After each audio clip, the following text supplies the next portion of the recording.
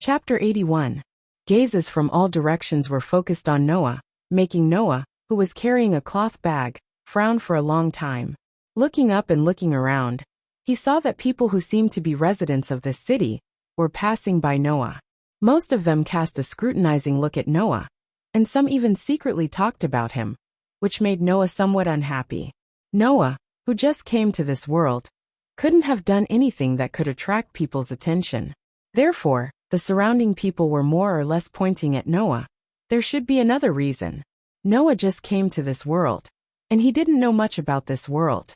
To avoid unnecessary disputes, it was better to avoid doing anything strange. Because of this, although Noah was very curious about the surrounding buildings, on the surface, he acted as if nothing had happened. About 30 minutes ago, Noah entered this city. As long as you raised your eyes and looked into the distance, no matter who it was, you could see the huge steels in any corner of this city. Relying on his extraordinary perception, Noah could feel that those huge black steels were faintly exuding some kind of strange fluctuation. It was these fluctuations that made the monsters outside, who wanted to get close to this city, as if they didn't dare to take a step forward. They had been wandering a certain distance away from this city, and this also allowed Noah to more or less get some information. Outside this city, there were many monsters like the monsters that attacked Noah. This kind of monster, but more bloodthirsty than ordinary monsters, seemed to bring a great threat to this city, and even the humans in this world. Moreover, it was a life-threatening threat. Therefore, humans seemed to be hiding in this city surrounded by steels that could emit obscure fluctuations to achieve the effect of driving away those monsters. This phenomenon, whether it was everywhere in this world or only in this area, Noah still didn't know. To understand the situation, first of all, Noah had to find a place where he could collect information. However, Noah encountered a problem that was neither too big nor too small. Generally speaking, the best way to collect information at such a time was to go to a bar, hotel, restaurant, and so on. As long as one waited patiently, there would always be people who would talk about various topics during their idle chat, which could bring Noah a lot of information. However, Noah found that it was very difficult to find these places here. The reason was very simple. Sigh. Noah looked at the surrounding buildings and sighed as if he was exhausted. Where in the world is like a bar? That's right. Noah couldn't tell from the surrounding buildings where a bar, or something like that, was located. The buildings in this world seemed to be different from the buildings in Noah's original world, to a certain extent. The surrounding buildings were made of stone bricks and glass, at least 10 to 20 meters in height. There were also buildings of ordinary height. However, these places were basically the same size and shape. It was either difficult to distinguish from the outside, or the plaque hanging above was written in words that Noah didn't recognize, making it impossible for Noah to find. This wasn't the most important thing. The most important thing was that on some of the roads, there were some strange vehicles made of steel, with tires under them, going back and forth at different speeds. There were also some pillars on the road that were similar to magic lamps that changed colors from time to time. Only when a certain color was reached would the vehicles stop, allowing people to walk on the road and go to the other side. These rules, for a newcomer like Noah, although it wasn't difficult to determine what kind of actions to take under different circumstances, but when he thought of the various rules in this city that only he didn't know about, Noah felt all kinds of distress. It was also because of this that Noah's actions were quite restrained. Only when the people around him were doing the same thing, Noah would do it. Otherwise, Noah had to carefully control his actions to avoid causing trouble. Fortunately, not long after, Noah's eyes began to light up, and the corner of his mouth also curved up. In the place where Noah's line of sight was, in the middle of a row of buildings, there was a building that seemed to be a shop. There were rows of bookshelves in the shop, and the bookshelves were lined with old and new books. Books? Wasn't that a carrier that recorded all kinds of information? For Noah, this was a tool that could save his life. Immediately, Noah hurriedly walked to the bookstore. However, 5 minutes later, Noah came out of the bookstore gloomily. The owner in charge of selling books was an amiable old man. However, no matter how amiable he was, it was too much of a headache for Noah. There were 3 reasons. 1. Noah didn't know what language the other party spoke. 2. Noah didn't know any of the words on the books. 3. The currency Noah carried with him was not the same as the currency of this world.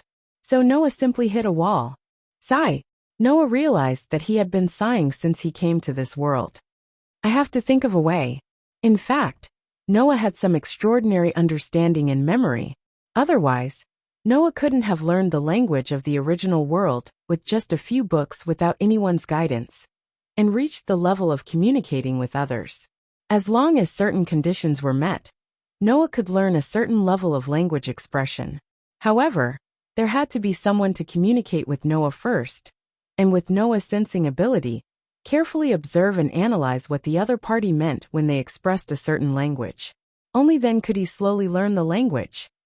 Just now, with this idea in mind, Noah tried to communicate with the owner of the bookstore, so that he could at least learn how to communicate, and then learn the language. However, 5 minutes later, because Noah didn't buy anything and kept speaking in a language that he didn't understand, the boss asked Noah to come out with a vexed expression.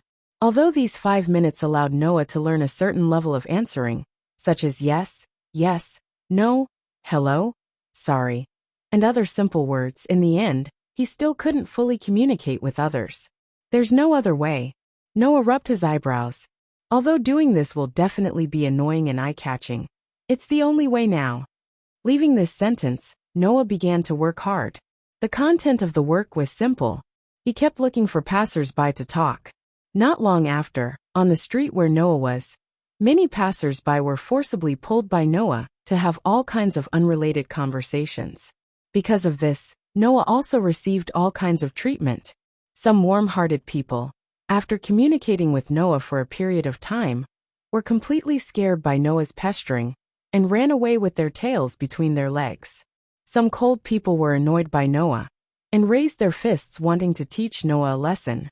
In the end, these people were all thrown into small alleys by Noah and also ran away with their tails between their legs.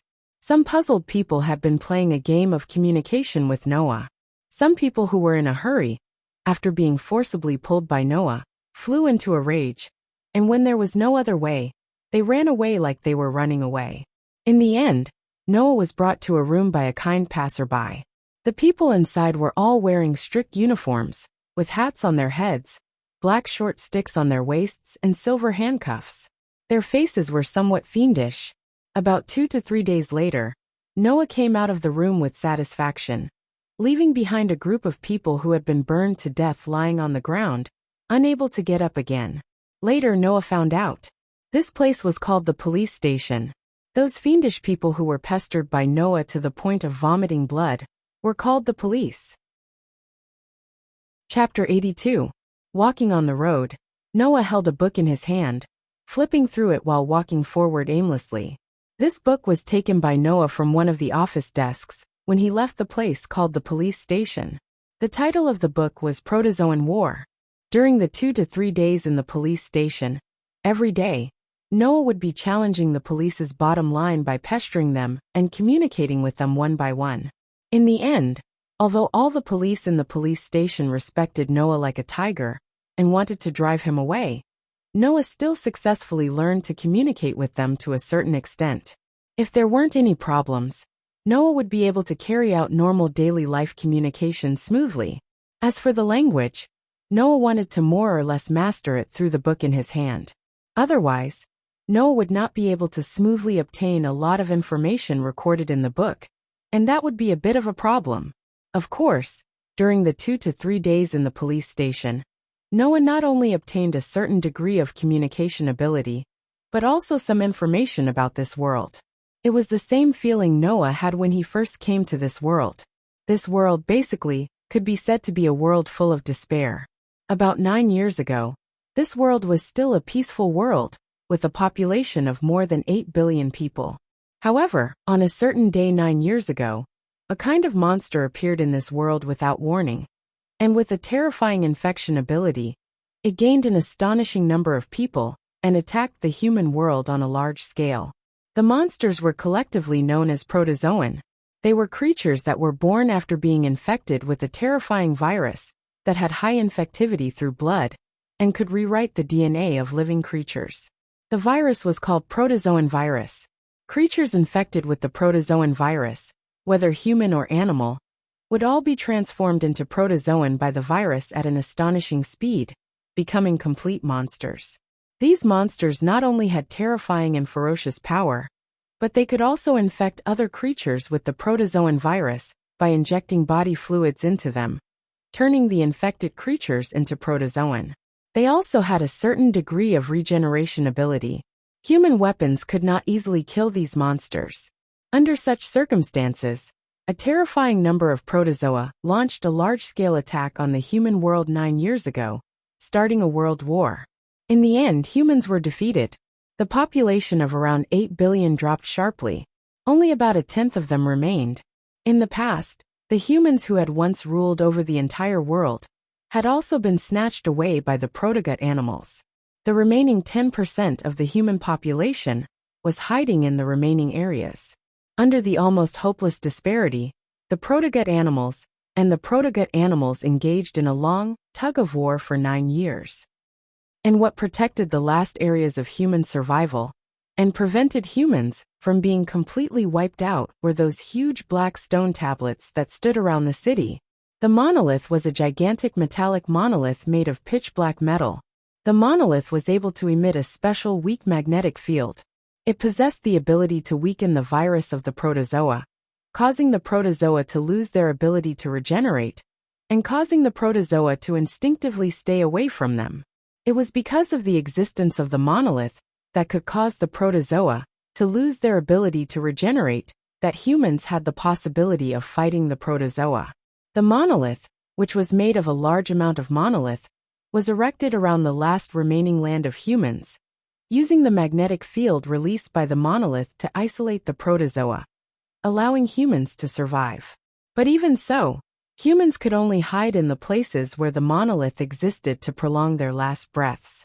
Until now, they still dreamed of being able to reclaim their lost land in the future, but they could not do anything to the protogut animals, which had an astonishing number and power. This world was just so despairing, and the city Noah was in was called the Tokyo area. It was one of the 5 areas that was split into 5 after a country called Japan was invaded by the protogut animals. Noah's luck was really not bad.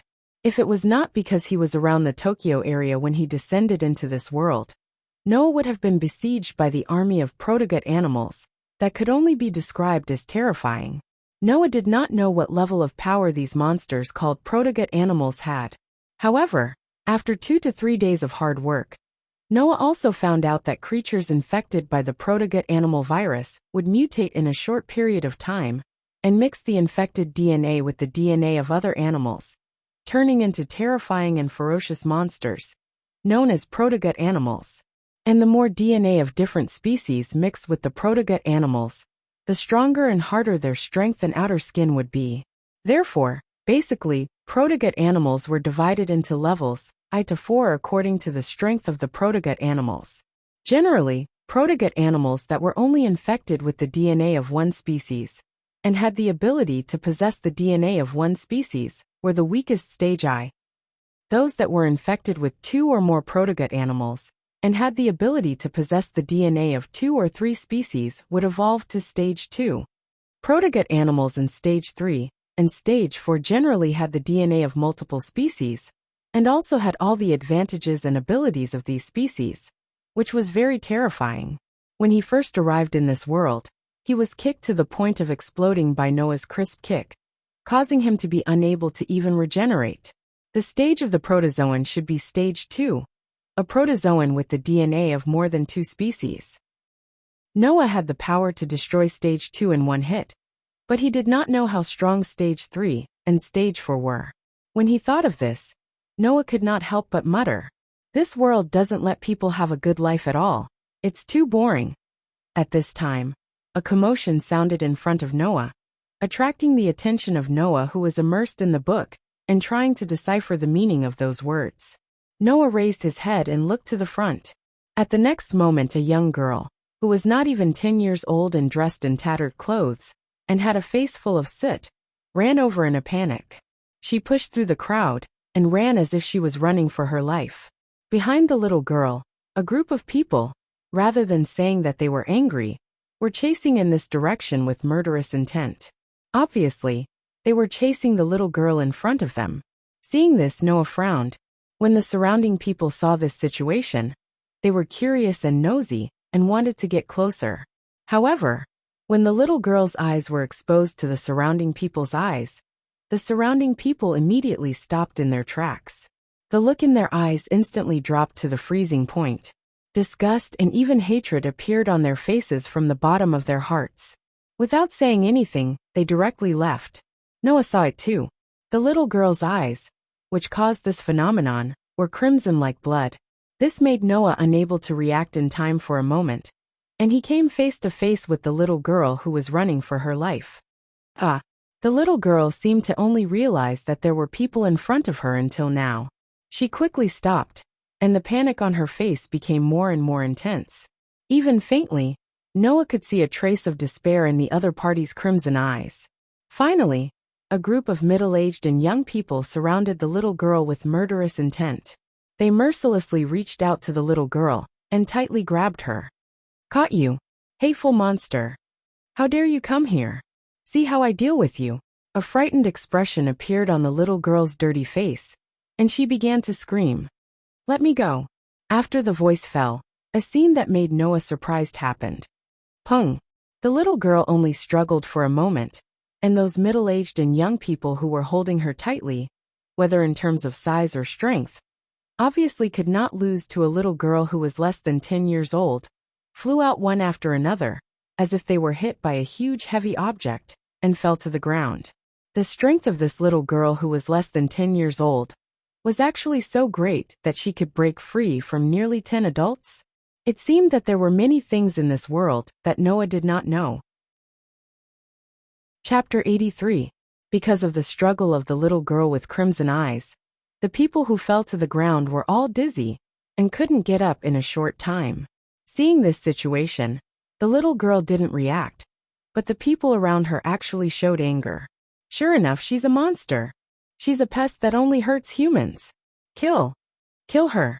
The people who had turned a blind eye to everything just a moment ago now surrounded the panic-stricken little girl with a face full of fear in the middle. Witnessing all this, the thoughts in Noah's mind could be summed up in 3 simple words. Why? Why is this little girl called a monster? Why are the people around her not only watching her die, but also planning to hit her when she's down? Why are the little girl's eyes crimson? Why is it that a group of Tokyo residents who looked very normal just now, at this time, can easily say "kill her" to a little girl less than 10 years old? I don't understand. Noah really doesn't understand. However, Noah doesn't understand. It doesn't mean that he will stand by and do nothing. Without the slightest hesitation, Noah went straight forward. Under everyone's stunned gaze, and the little girl with crimson eyes hiding in panic, he grabbed the little girl's hand, and then walked out of the crowd. Hey! After reacting, including those who chased the little girl from the ground, everyone blocked Noah's way, and stared at Noah with sinister eyes. Who are you? Do you want to go? Do you want to protect that monster? Be careful that she will turn into an animal at any time and eat you, stinky brat. The people who blocked Noah's way all shouted, and some even did not hesitate to speak ill of Noah, causing more and more people to watch, and more people to cast a terrifying look at Noah with a face full of disgust and hatred. On the contrary, the little girl whose hand was held by Noah seemed to be unable to believe that Noah would stand up for her. She was stunned and even forgot to struggle. Seeing that there were more and more people around him, and the number of comments that were filled with vulgarities and even vulgarities, Noah could not help but feel a tinge of anger rising in his heart. He swung his hand that was carrying the cloth bag on his shoulder, and grabbed the cloth bag in his hand. Seeing this, the surrounding voices disappeared in an instant. The expressions of the people who were angry and hateful just now froze, looked at each other and spat out saliva. TCH. He's actually a police officer. No wonder he went to protect such a monster. For them, these monsters are rare tools to be used, right? What bad luck! The people who were saying these words no longer looked at Noah. Instead, they glanced at the little girl with crimson eyes with unwillingness. They began to discuss in groups of twos and threes while dispersing. Seeing this, Noah was slightly startled, and a thoughtful look flashed across his eyes. Police officer. It was another unknown word. Noah looked at the monolith in the distance, and was somewhat anxious. Without a certain degree of understanding of this world, his actions were bound to be limited.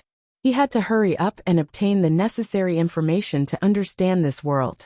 1 week later, outside of the monolith, which was the border of the human living area, was the area where the protozoa rampaged without restraint.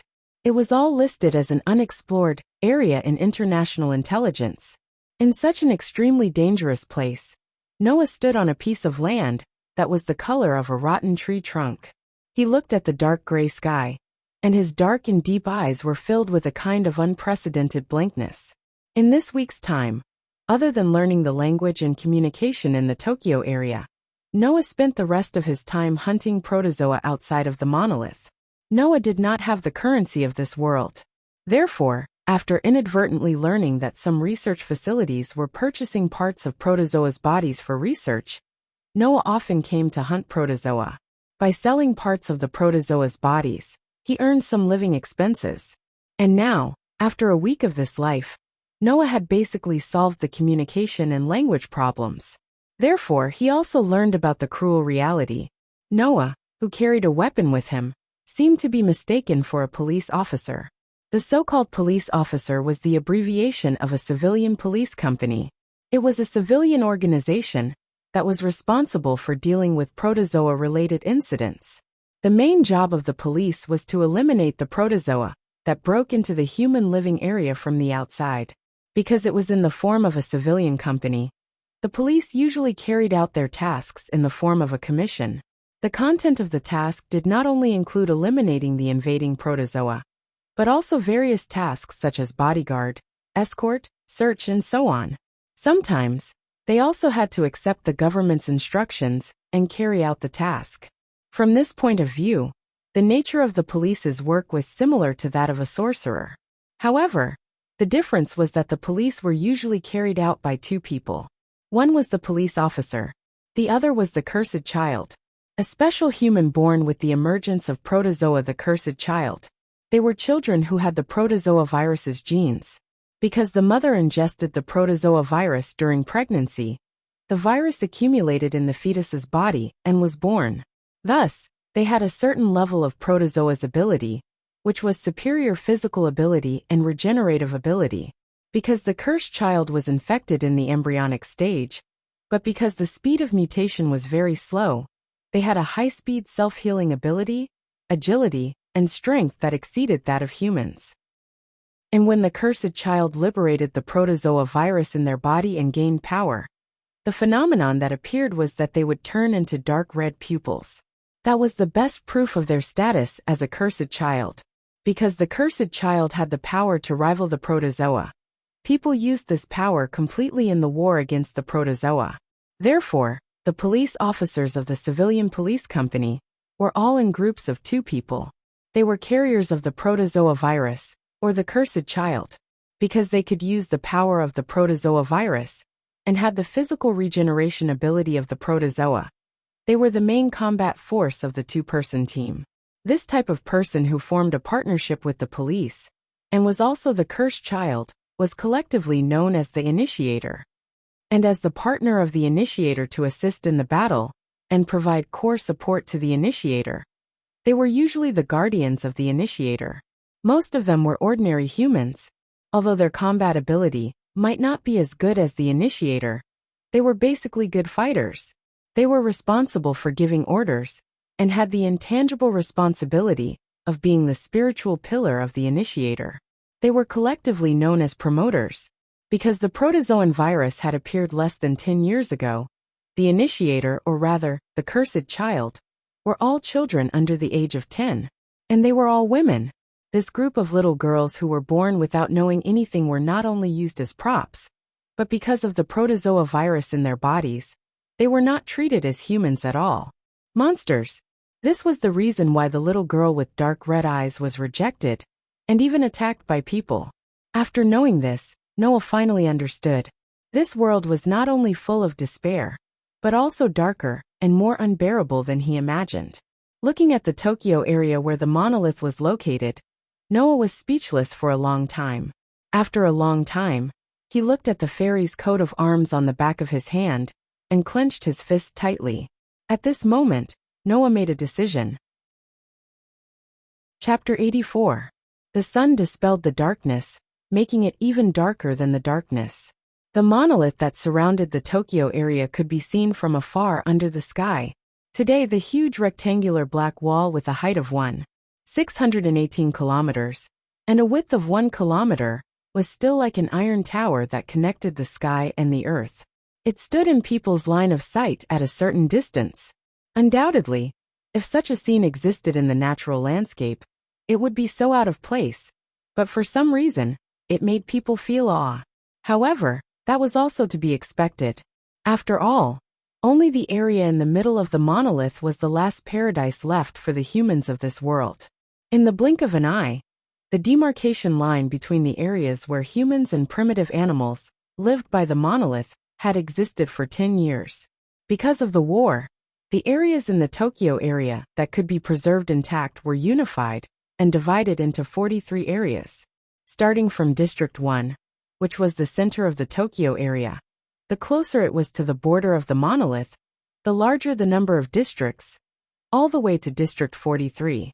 Beyond that would be the unexplored territory of the protozoa, and in the periphery of the 43 districts in the Tokyo area, which was closer to the monolith, or even the border area, no one was willing to live in.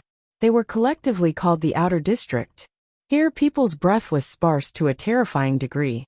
Moreover, incredible things could be seen everywhere. For example, it was unimaginable that the footprints of huge monsters came from humans. For example, a chair stained with blood. For example, a four-wheeled car with a broken window. The inside of the car was bright red like rust, which made people think of the unknown color of blood. Another example was the unknown reddish-purple weeds that grew from the cracks of the stone. The ground here was basically barren like the wilderness. The buildings seemed to have been trampled by some monster and were comparable to ruins. This was the outer district of the Tokyo area, a place that no one was willing to go near, let alone live there. However, in such a desperate area, in the 39th district there was such a place surrounded by walls, the size of a small town. There were many buildings that were obviously new. Compared to the ruins outside the walls, the buildings were quite intact. Although these buildings couldn't be compared to the high-rise buildings in the inner district of the Tokyo area, they were still regular residences. Presumably, for those who lived in the outer district all year round, abandoned by their biological parents, and rejected by the people, this was definitely a dream paradise. And if one looked carefully, they would find, in this small area surrounded by walls, at the top of the only gate, there was a plaque hanging. On the plaque was written, "Fairy Tale. President. President." In a school the size of an elementary school, Noah, who was reading a thick book, was surrounded by a group of girls who were less than 10 years old, who had just finished class. They pestered Noah with their crisp voices, as if they were acting spoiled. "Tell us a story, President." Another story. There were already 2 or 3 children climbing on top of Noah, who was hanging on top of him, put down the book in his hand. The expression on his face was gentle, but his tone was somewhat helpless. In class, there should be a teacher who will tell you a story, right? The teacher's words are not as interesting as the president's. The children shouted out. "We want to hear the president's story." Okay.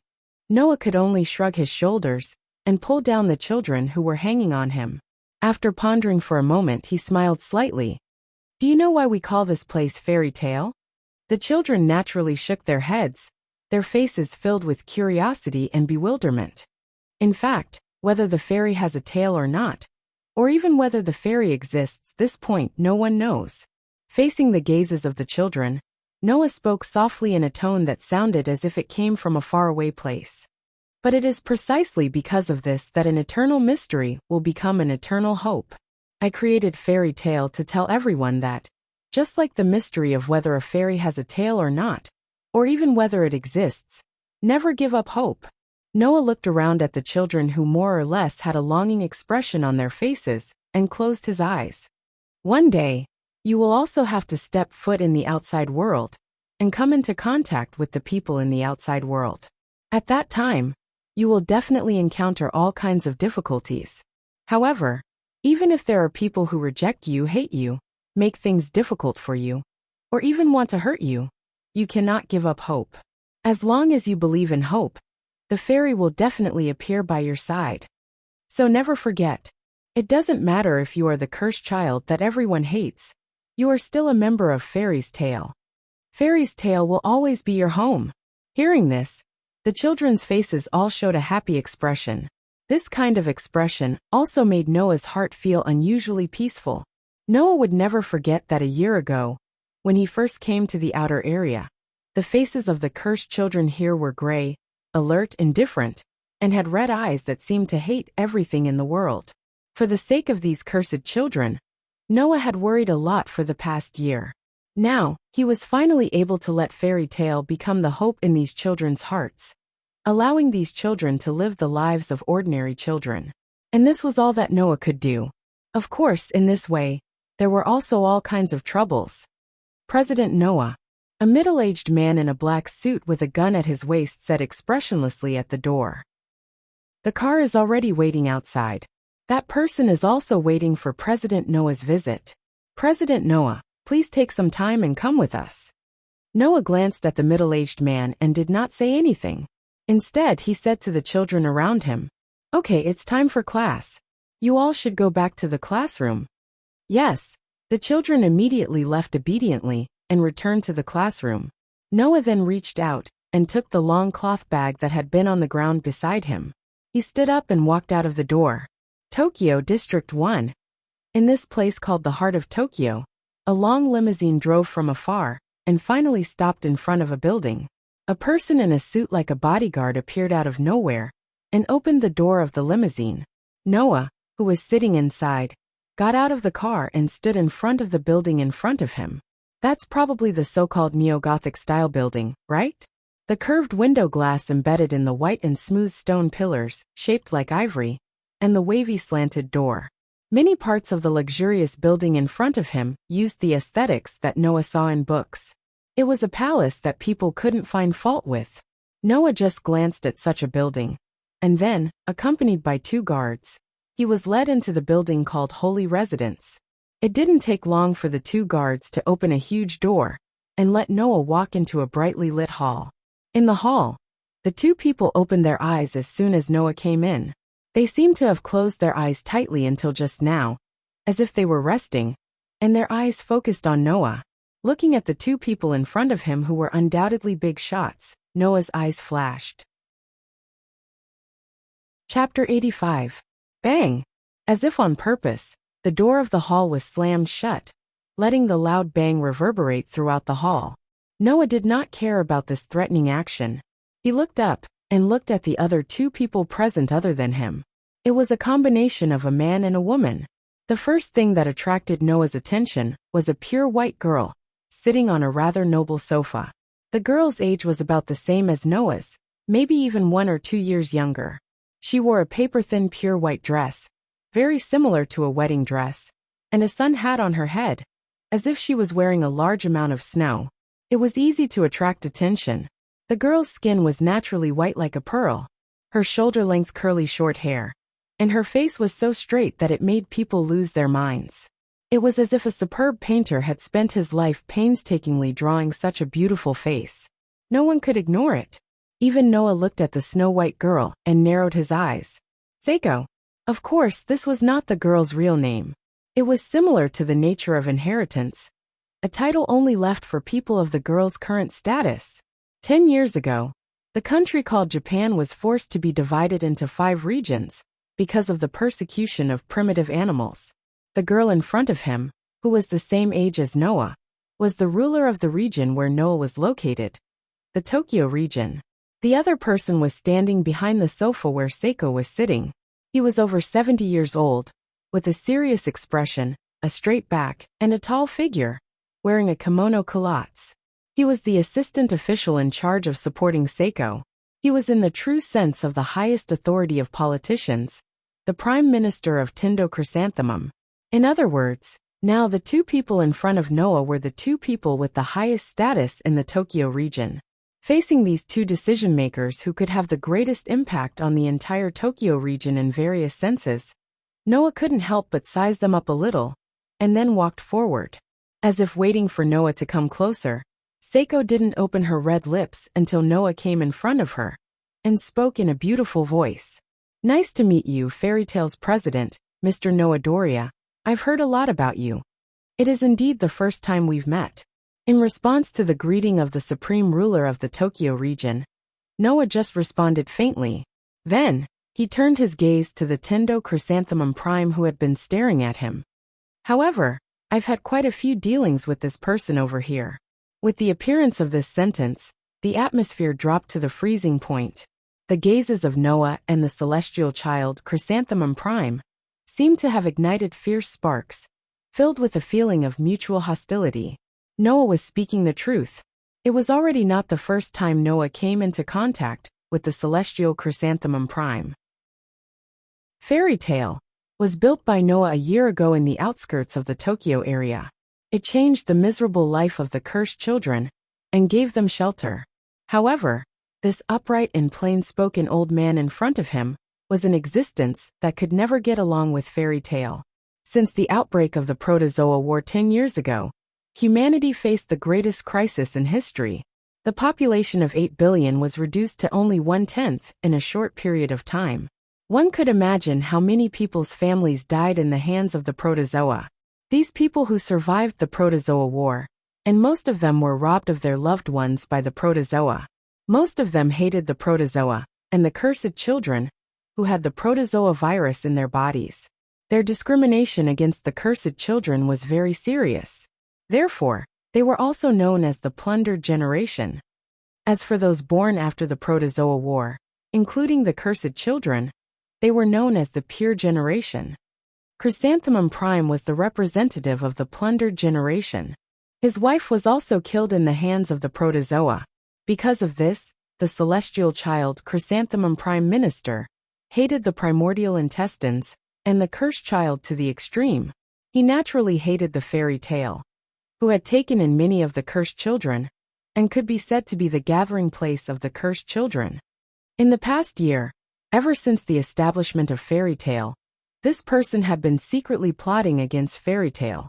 It was also because of Chrysanthemum Prime that Noah, in the past year, went from being unaccustomed and at a loss when it came to conspiracies at the beginning to now. He had gained a variety of experience and ways to deal with the smooth confrontation of the dark side and the regime. Chrysanthemum Prime actually did not want to take Noah's life. However, if that could destroy the fairy's tail and the cursed child, the celestial child Chrysanthemum Prime definitely wouldn't mind doing so. Noah didn't hate the celestial Chrysanthemum Prime Minister. However, for this person who discriminated against the cursed child and tried to kill the cursed child, if there was a chance, Noah would definitely not hesitate to pull him down from his position. Because of this, Noah and the celestial Chrysanthemum Prime Minister definitely couldn't be considered old friends. It wouldn't be an exaggeration to say that they were sworn enemies. To be honest, I really admire Mr. Noah for being able to establish an organization like Fairy Tail in just a short year. Saint Sun, who clearly knew this, seemed to want to change the topic. Now, other than the Tokyo area, rumors of the Fairy Tail have also begun to spread in the 4 other areas. Recently, not to mention the Tokyo area, even the cursed children in the other 4 areas have risked their lives to join the Fairy Tail, crossing unexplored territory and coming to the Tokyo area. This really surprised me. Is that so? Noah's eyes seemed to want to see through Saint Sun's heart. But Saint Sun, you didn't ask me to come here this time to praise me, right? I do have something to talk to you about, Mr. Noah. Sensing that Noah wanted to get to the heart of the matter, Saint Sun pondered for a moment and no longer hid it. Mr. Noah, you should know that the existence of Fairy Tail has a great impact on the Tokyo area and the other 4 areas, right? Now, as long as you live in the former land of Japan, no matter where you are, you will know that Fairy's Tail is the only paradise that can accommodate the cursed child and allow the cursed child to live a normal life without discrimination. Tentong Kikushima said indifferently. Even in foreign countries, there seems to be rumors of this, causing a lot of cursed children to become restless. Oh, Noah's expression did not change. And then, what are you trying to say, Mr. Noah? Saint Sun said this sentence with an almost puppet-like expression. The people of the International Initiator Supervising Organization should have had a lot of contact with you, right? Noah did not refute. His expression was still as usual, but he acquiesced to Saint Sun's words. The International Initiator Supervising Organization, abbreviated as ISO, is an international organization that manages and allocates the initiator and promoter partners.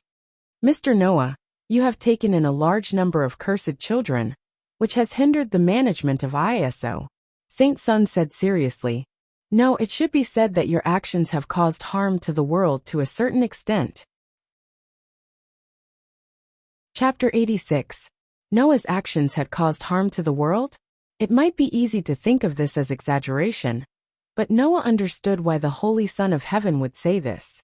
In this desperate era, even if there was the existence of the chi that could suppress the rebirth of the protozoa, humans could only barely survive the confrontation with the protozoa, and would not be completely wiped out.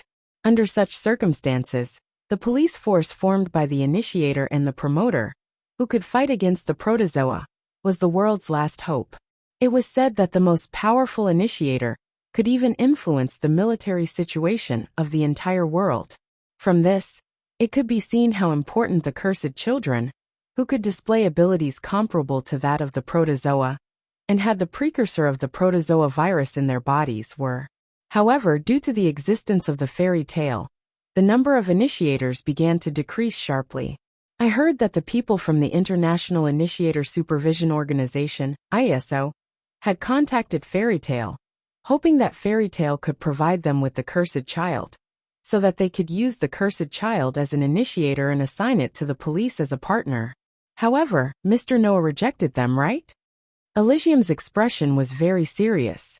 With all due respect, Mr. Noah, your actions will cause many police partners that can fight the protozoa to be unable to be born, indirectly causing us to lose a large amount of power to fight the protozoa.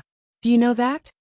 Hearing this, Noah more or less understood the Holy Son of Heaven's intention. In other words, Lord Holy Son of Heaven, you want to persuade me? Noah looked at the Holy Son of Heaven with a smile that was not a smile. You want me to compromise and provide the people from Fairy Tale to be manipulated by you to form the so-called police partners? Mr. Noah, I heard that you also obtained your police license a year ago, but you refused to be the initiator partner assigned by the International Initiator Supervision Organization, ISO. Right? Elysium asked sincerely. Why did you do that? Why? Noah glanced at Chrysanthemum Prime and closed his eyes. A cold smile that was rarely seen 1 year ago appeared on his face. Because I am very disgusted by this kind of method that casually distributes children like tools. The Holy Son of Heaven was slightly startled, and then fell silent. Lord Elysian Son of Heaven, I'm sure you know why I created Fairy Tale, right? Noah looked straight at Elysian Son of Heaven. To be honest, if the people from the International Initiator Monitoring Organization, ISO, would conduct a strict assessment of the police officers who need to be assigned to the initiator, then I wouldn't have any objections. However, what surprised me was that the ISO didn't even investigate the character of the police officers who need to be assigned to the initiator. Basically, as long as they are police officers, they will assign the initiator to them. That's right. Noah took a step forward, his dark pupils like arrows meeting Elysian Son of Heaven's eyes. To them, it doesn't matter what kind of treatment the children receive, or what kind of treatment their police partners will give them. As long as they can form a police partner and fight against the primitive animals, they don't need to consider anything else.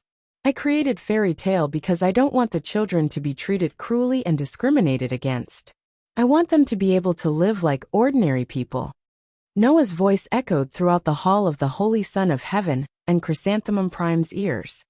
Therefore, I can't agree with the International Initiator Monitoring Organization, ISO's practice of not caring that the children will be abused by the police partners in name, so I rejected them. But your rejection is really endangering the entire world and mankind. Before Elysian Son of Heaven could speak, Chrysanthemum Prime's cold voice sounded. Can you bear the responsibility for the extinction of mankind? Guilt. Noah laughed. His laughter was unusually sarcastic. Then, in the eyes of the celestial assistant, no matter how the cursed child is abused to death, it's not a crime, right? Those people are just monsters, demons that destroy the world. They are not human at all. If they are not human, what crime is it to kill them all? These words all sounded in Chrysanthemum Prime's heart after hearing Noah's words. However, Chrysanthemum Prime didn't say it out loud. He just stared at Noah. His cold gaze could poke a hole in Noah's body. Noah sneered and turned his gaze back to Elysian Son of Heaven, who was more or less speechless. No matter where it is, humans seem to have a saying that the police partnership formed by the initiator and promoter is the last hope of the world. But in my opinion, this saying is no different from a joke. In front of the two highest rulers of Tokyo, Noah said these words coldly. On one hand, one of the police partners, the cursed child, is the last hope of the world, but on the other hand, more than 90% of the people treat the hope in their mouth as garbage that needs to be swept away. Humans are really a kind of stupid creatures that like to carry out contradictions to the end and smash their own feet with a rock. This time, not to mention Elysian Son of Heaven, even Chrysanthemum Prime was speechless.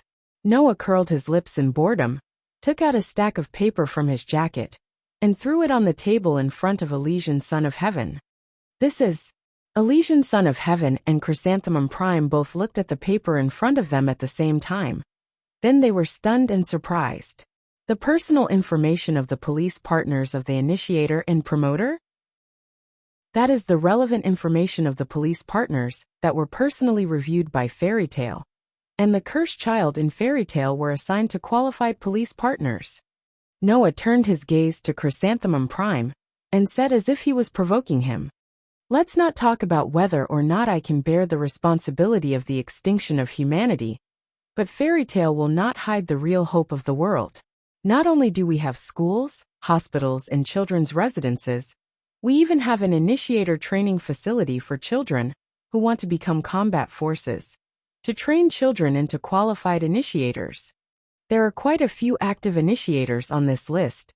The two of you can find out with a little investigation. In front of Elysian Son of Heaven and Chrysanthemum Prime, Noah said indifferently, I believe that the initiators that came out of my fairy tale will definitely not be worse than the other initiators. And this is also the reason why the International Initiator Supervision Organization, ISO, compromised with us and admitted that we can self-distribute the initiators internally. After saying this, Noah turned around. Then the two of you should have nothing to say, right?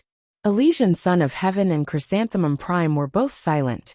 Noah also directly walked out of the hall, under the silent gaze of Elysian Son of Heaven and Chrysanthemum Prime.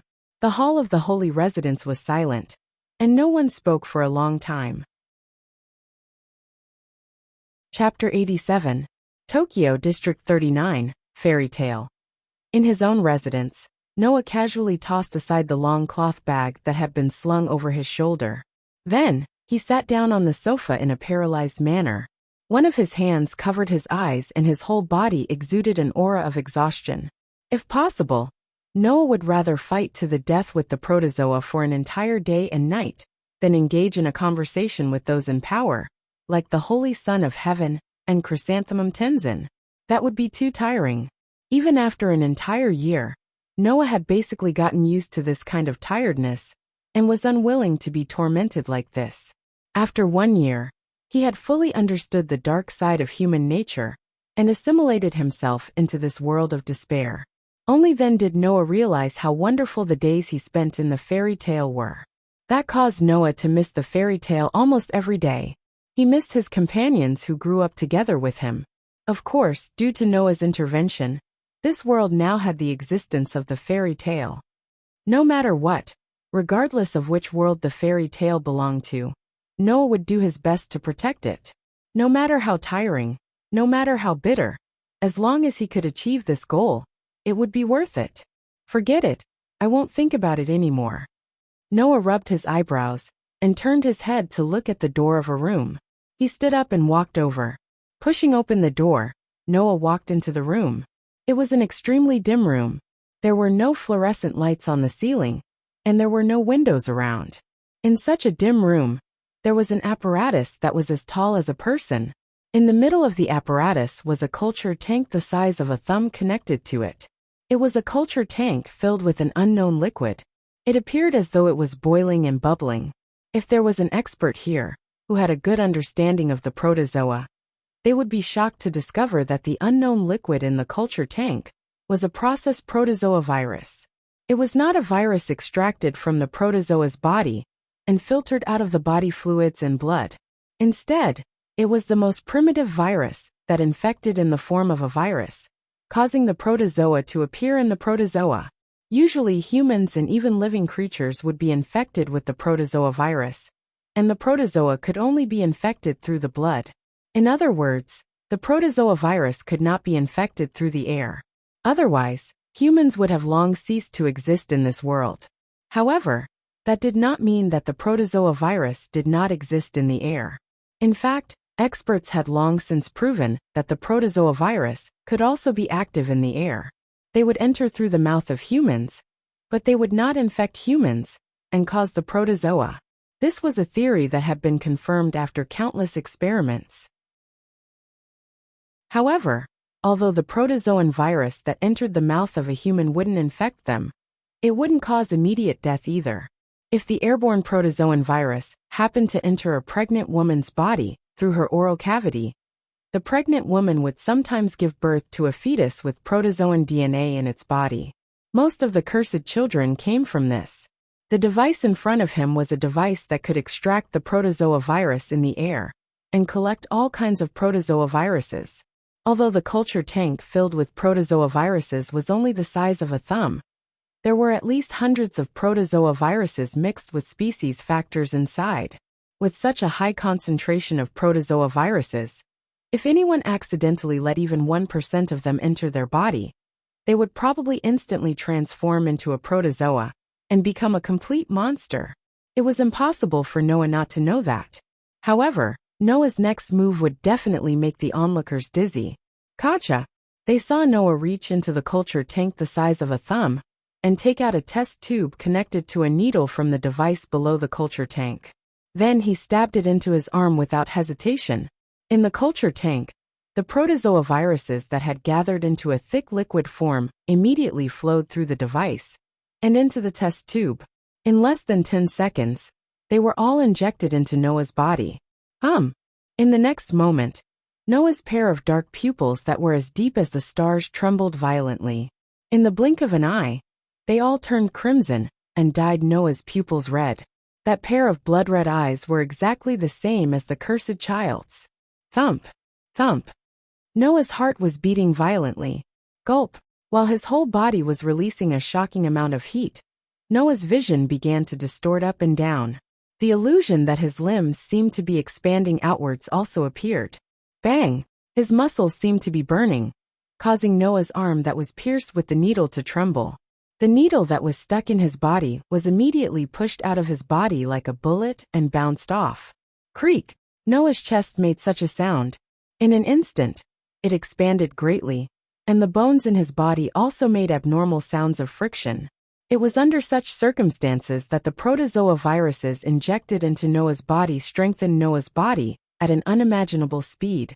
Because of the protozoa viruses in their bodies, the cursed children possessed high-speed self-regeneration ability and physical strength that ordinary people could not possess. Moreover, the protozoa viruses in the cursed children's bodies contain animal factors that would also give them various advantages and abilities that this kind of animal possessed. Now, Noah had been injected with the protozoa viruses that contained at least hundreds of species factors. The strengthening he received was also hundreds of times that of an ordinary cursed child. At the same time, he could also obtain the advantages and abilities of this species factor.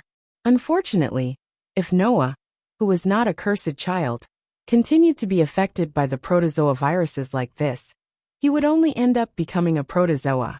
Only Noah knew that he would never become a protozoa. The following scene also proved this point. After an unknown amount of time, the abnormalities in Noah's body began to stop. His body that was shaking like lice also slowly returned to calmness. The crimson pupils faded bit by bit, and the ominous color gradually disappeared until a certain moment. The dark pupils that belonged to Noah returned once again. Phew! Noah, who had been suppressing the sudden changes in his body, exhaled a long breath. He shook his arms and felt his body, that had once again undergone a great deal of strengthening. No matter how many times I go through it, I will always be surprised by my physique. Noah's physique was different from ordinary people. It had characteristics that ordinary people did not have. One of these characteristics was that it could eliminate all negative forces and side effects that acted on Noah's body. This included viruses. Under the effect of Noah's physique, the protozoa viruses that entered Noah's body not only got rid of the side effects of protozoa, but even the property of existing in the form of a virus was judged by Noah's body as a side effect and was completely broken down. Therefore, the protozoa viruses that entered Noah's body only left behind the effects of purely strengthening the body and bringing about various species advantages and abilities.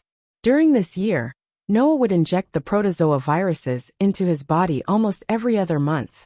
With the help of his physique and the protozoa viruses, his strength had been greatly improved during this year. Therefore, even though he still needed to spend time and effort on the operation of Fairy Tale, Noah's strength had still been greatly improved. After reinstalling the culture tank on the apparatus and activating the apparatus to collect the airborne protozoa viruses, Noah walked out of the room. The next time he came would be another month later. Ding dong! As if the time was calculated, Noah's doorbell rang. Chapter 88. Ding dong! Noah, who had just come out of his room, heard the doorbell ring. He was slightly startled, but immediately, his outstanding sensing ability clearly reflected the aura of the people outside the door to Noah, making Noah, who recognized the identity of the people outside, roll his eyes. Walking forward, Noah directly opened the door. The next moment, 3 figures were imprinted in his eyes. The people who came were a boy and a girl around 16 or 17 years old, and a little girl around 10 years old. Standing in front of the boy and girl was a little girl around 10 years old. The little girl was wearing a fashionable checkered lined jacket, a short skirt, and a pair of thick boots. Her slightly swaying ponytails were pinned with a slightly large hairpin, and she had a big bright smile on her face. Standing behind the little girl on the left was a beautiful girl in black. She had a head of soft black hair that reached her waist, a sharp contrast with her snow-white skin. She was wearing a student sailor uniform, her eyes were slender, and she had a beautiful face. Standing to the right of the little girl was a listless young man. The youth was wearing a pure black student uniform that looked like a suit. The youth's left chest was pinned with an unknown high school badge, and there was a pistol at his waist. With one look, one could tell that he was not an ordinary student. Such a trio appeared in front of Noah just like that, with a smile on their faces. The difference was that the little girl's smile was the kind of lively and cute expression that came from the heart, while the smile on the faces of the youth and girl standing behind her was more or less fawning. Noah pretended not to see the youth and girl standing behind him, and greeted the cheerful little girl. Yenju, President. The little girl named Yenju directly threw herself at Noah, hanging onto Noah's body. I miss you so much, President. Liar. Undoubtedly, we just greeted each other in class this morning. Noah mercilessly pulled Yenju, who was hanging on his body, ignoring her dissatisfied expression, and patted her head. You seem to have grown a bit, right? Hearing this, Yenju's eyes lit up and said excitedly, Is it the chest? As soon as she finished speaking, Noah directly knocked Yenju's head, causing her to cry out in pain. At the same time, he corrected her expressionlessly. It's height. Hey, President Noah. The girl who had been ignored all this time seemed to lack patience. She stepped forward and pointed at her own nose, emphasizing her presence. We're here too. We're here too. It's you. Unfortunately, Noah's reaction was extremely cold. Tomato-san and Riken-san, long time no see. Don't call me Tian Tong. Just call me Mu Gung. Tian Tong Mu wrinkled his nose and said with some displeasure. Guild leader Noah, you're doing this on purpose, right? Is that so? Noah's reaction was still as cold as ever. Then I'm really sorry. Hey Noah, you don't have to be so cold to us, do you? Rinken scratched his head. In any case, we've known each other for a year. We can be considered old friends, right? Then, my old friends Riken-san and Riken-san, why don't you let me guess the purpose of your visit? Noah suddenly smiled. If my guess is correct, the reason for your visit should be because the income of the Tintong Civilian Police Company last month was infinitely close to zero, and there was no business this month. Therefore, as the president, Tintong Magino, and the police officers under his company saw that Rintaro was in a predicament where even his living expenses might be difficult, so they had no choice but to come to me, hoping that I would share some of the commissions that Fairy Tail received with you. Noah cast his gaze on Rinken Rintaro and Tendo Magino, who both had frozen expressions. He narrowed his eyes. I'm right? Ehe. Riken-san and Riken-san maintained their frozen expression and dryly laughed twice. Yenju, on the other hand, jumped up and down happily. As expected of the president of Fairy Tail. You guessed it all right. Is it really like this? Noah speechlessly looked at Riken-san and Riken-san.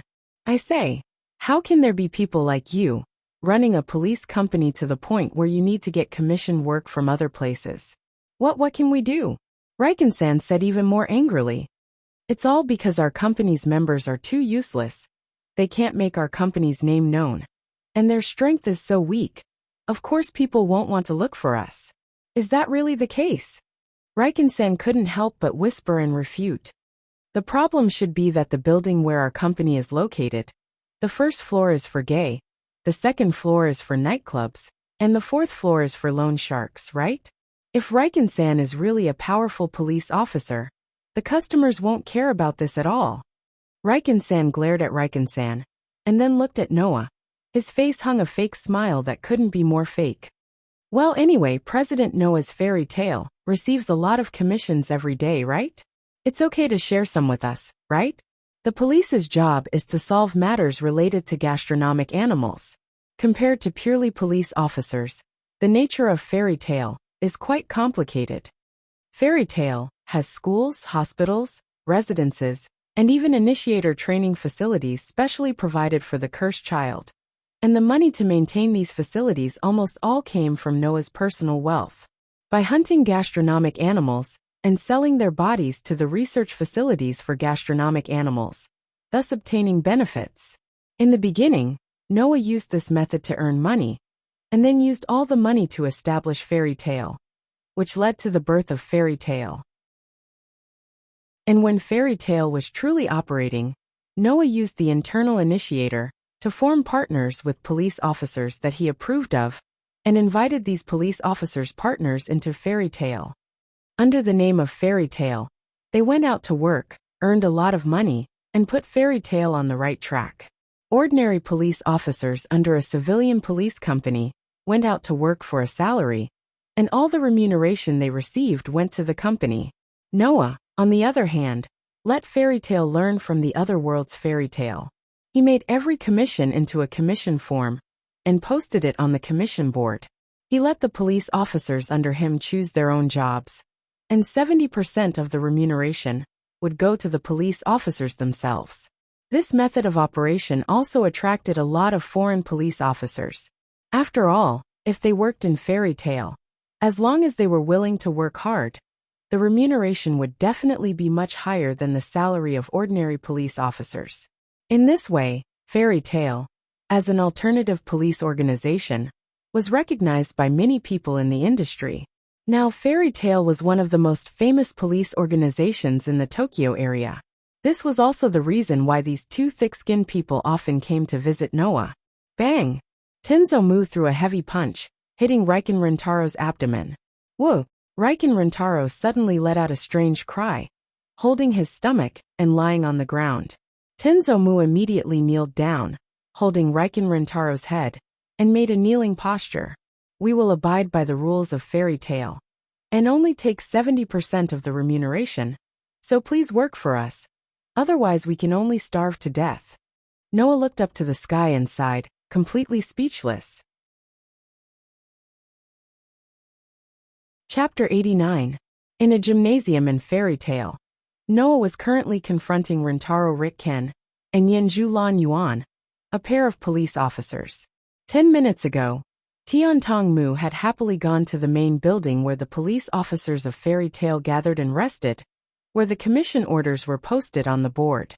Rinzantaro, Lan Yuan and Yenju, who were left behind, were called over by Noah to present such a scene. Opposite Noah, Rintaro kept sighing with a listless face, as if he was about to die. Lan Yuan Yenju, on the other hand, looked eager to try. Noah, who was amused by the contrast between the two, smiled. You can attack me anytime. Okay, Yenju shouted, which made Rinzantaro sigh even louder. Do we really have to test her? Let me see how much your strength has improved. Noah smiled. After all, I was the one who personally taught Yenju battle techniques a year ago. Although Yenju comes back every day, I haven't tested her strength again. As for you, Rintaro, as Yenju's partner, why don't you show off a little bit of your strength? Then why don't you just let Yenju fight you? I'll just forget about it. Rinzantaro shook his head. I'm so weak, I don't even know where my IP ranking is. How can I be your opponent? IP ranking, developed and published by the International Instigator Monitoring Organization ISO. The ranking of police partners is based on the number of protozoa each existing police partner has taken down and the results they have achieved. Although there were all kinds of problems with this ranking, such as the mutual promotion, restraint, and compatibility between individuals, some were better at fighting with humans, some were better at fighting with animals, and some were better at fighting with animals. There were also some strong people who did not want to be too high profile, and there were also some new stars who were just starting out. However, basically, the ranking given by the International Initiator Supervision Organization, ISO, was the standard to measure the popularity and strength of a pair of police partners. And if I'm not mistaken, Noah, you must have hunted down a lot of protozoa in the past year in order to gather enough funds to establish Fairy Tail, right? Rintaro felt like he was about to break out in a cold sweat. He asked with a respectful attitude. Then what's your IP ranking now? It's been almost half a year since I've hunted a protogut animal. Plus, I've been rejecting the initiator partner that the International Initiator Supervision Organization, ISO, arranged for me. They don't seem to have any intention of raising my ranking. Noah spread his hands. So, if you ask me what my IP ranking is, I can only tell you that I don't know myself. Hey! Yenju was the first to cry out in dissatisfaction. The president is so strong. How can those guys not raise your ranking? Sigh. Rinzantaro covered his head. Even so, how can I beat someone who can teach the cursed child fighting skills, and who was personally acknowledged by Yenju to be strong? Don't you still have Yenju as your partner? Seeing Rinzantaro dragging his feet, even Noah was starting to get impatient. Anyway, don't hold back, just attack. Rinzantaro, it's okay if you use a gun, use all your skills. Use a gun. Rinzantaro looked at Noah in shock, his face full of uncertainty. You really want me to use a gun? Rinzantaro, you're really indecisive. Noah was helpless. Just do what I say. Do you think I'm going to kill myself?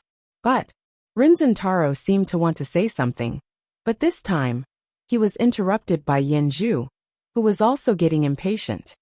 Rinzantaro, you'll suffer if you underestimate the president. If you don't want to fight, I'll do it. As soon as she finished speaking, Yenju's eyes instantly turned crimson. Yenju! Rinzantaro was immediately shocked. When the eyes turned crimson, it was a sign that the cursed child had released the protozoa virus in her body. Therefore, when the cursed child's eyes turned crimson, she would be able to obtain a power that was comparable to the protozoa, or even far surpass the protozoa. Rinzantaro didn't know how strong Noah was. But wasn't it a little too much to release the power of the cursed child to deal with an ordinary human? Then, however, Yenju completely ignored Rintaro, who had cried out and failed to stop him in time. Instead, she bent forward. "I'm on you." As soon as she finished speaking, bang! With a loud stomping sound, Yenju's small body shot out like a rocket. Whoosh! A sharp sound of breaking through the air rang out. Yenju almost instantly reduced the distance of 10 meters between her and Noah to 0, and appeared in front of Noah. Hiya! Immediately, Yenju jumped up, turned around, and kicked Noah's head with a violent force that caused the air to tremble. Seeing that there wasn't even a sonic boom, even if this kick landed on a piece of steel, it would be able to shatter a piece of steel that was at least a meter thick into pieces, right? Not to mention a human's fragile brain. However, in the face of such a powerful kick from Yenju, Noah only slightly leaned to the side. Whoosh! The powerful kick immediately brushed past Noah's side and kicked the air. At this time, Noah suddenly reached out his hand and grabbed Yenju's small foot, who was about to charge past him due to inertia. He tightened his grip and lifted Yenju upside down. Too many flaws. After saying that, Noah threw Yenju in his hand in Rinzantaro's direction. The screaming Yenju turned into a shadow and heavily smashed into the panicked Rinzantaro. Bang! Amidst the dull thud, Yenju slammed into Ryutaru's abdomen like a cannonball. Ryutaru screamed in pain as he was sent flying along with Yenju, crashing into the ground not too far away. Ugh! Yenju covered her head with tears in her eyes. So dizzy. Oh! Rinzantaro covered his abdomen with a pale face. It hurts. The two of them struggled to get up from the ground, but their vision suddenly darkened. Although the battle was short, I have a rough idea of your current level. Noah sighed. As a rabbit-type initiator, Yenju's speed, leg strength, and kicking have improved a lot compared to a year ago. However, her combat acuity seems to have decreased. Perhaps it's because she's been dealing with low-level protozoa and hasn't met a good opponent? I'm not slacking off, President, Yenju said angrily. For the past year, I've been following President's instructions and training my speed and kicking. I'm not blaming you. With your current strength, as an initiator, it's a bit of an exaggeration to say that you're in the top 100 IP rankings. However, it shouldn't be a problem for you to enter the top 300 IP rankings. Noah patted Yenju's head and glanced at Rinzantaro, who was sitting on the ground. The problem is with me, right? Rinzantaro sighed as if he had given up. I know that Yenju is very strong. It's all because I'm too weak that I'm dragging her down. Are you weak? Noah looked at Rinzantaro deeply and smiled. Maybe. For a moment, Rinzantaro felt like he had been seen through. This made his heart palpitate, and he quickly changed the topic. Speaking of which, Noah, I didn't expect you to be so strong. Even Yenju isn't your opponent. You're invincible in close combat among all the police. If you can get a good gun to make up for your long-range combat, it'll be hard to find a match for you in the entire Tokyo area. Hearing this, Noah fell silent. A gun.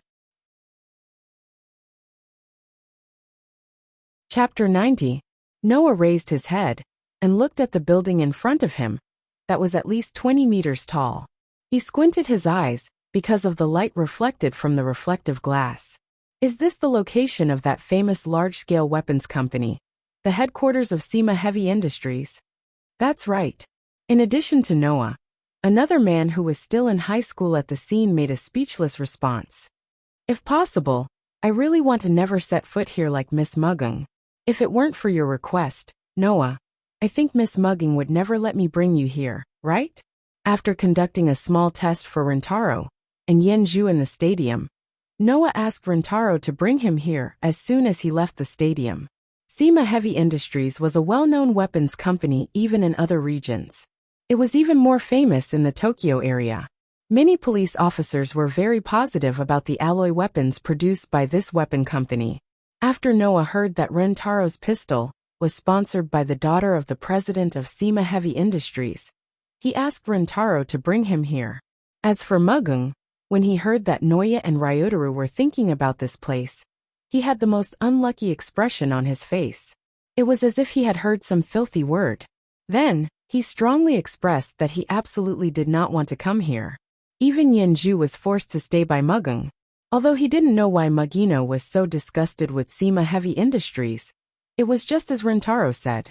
If it wasn't for Noah's request to come here, Mugino might have forced Rintaro to stay.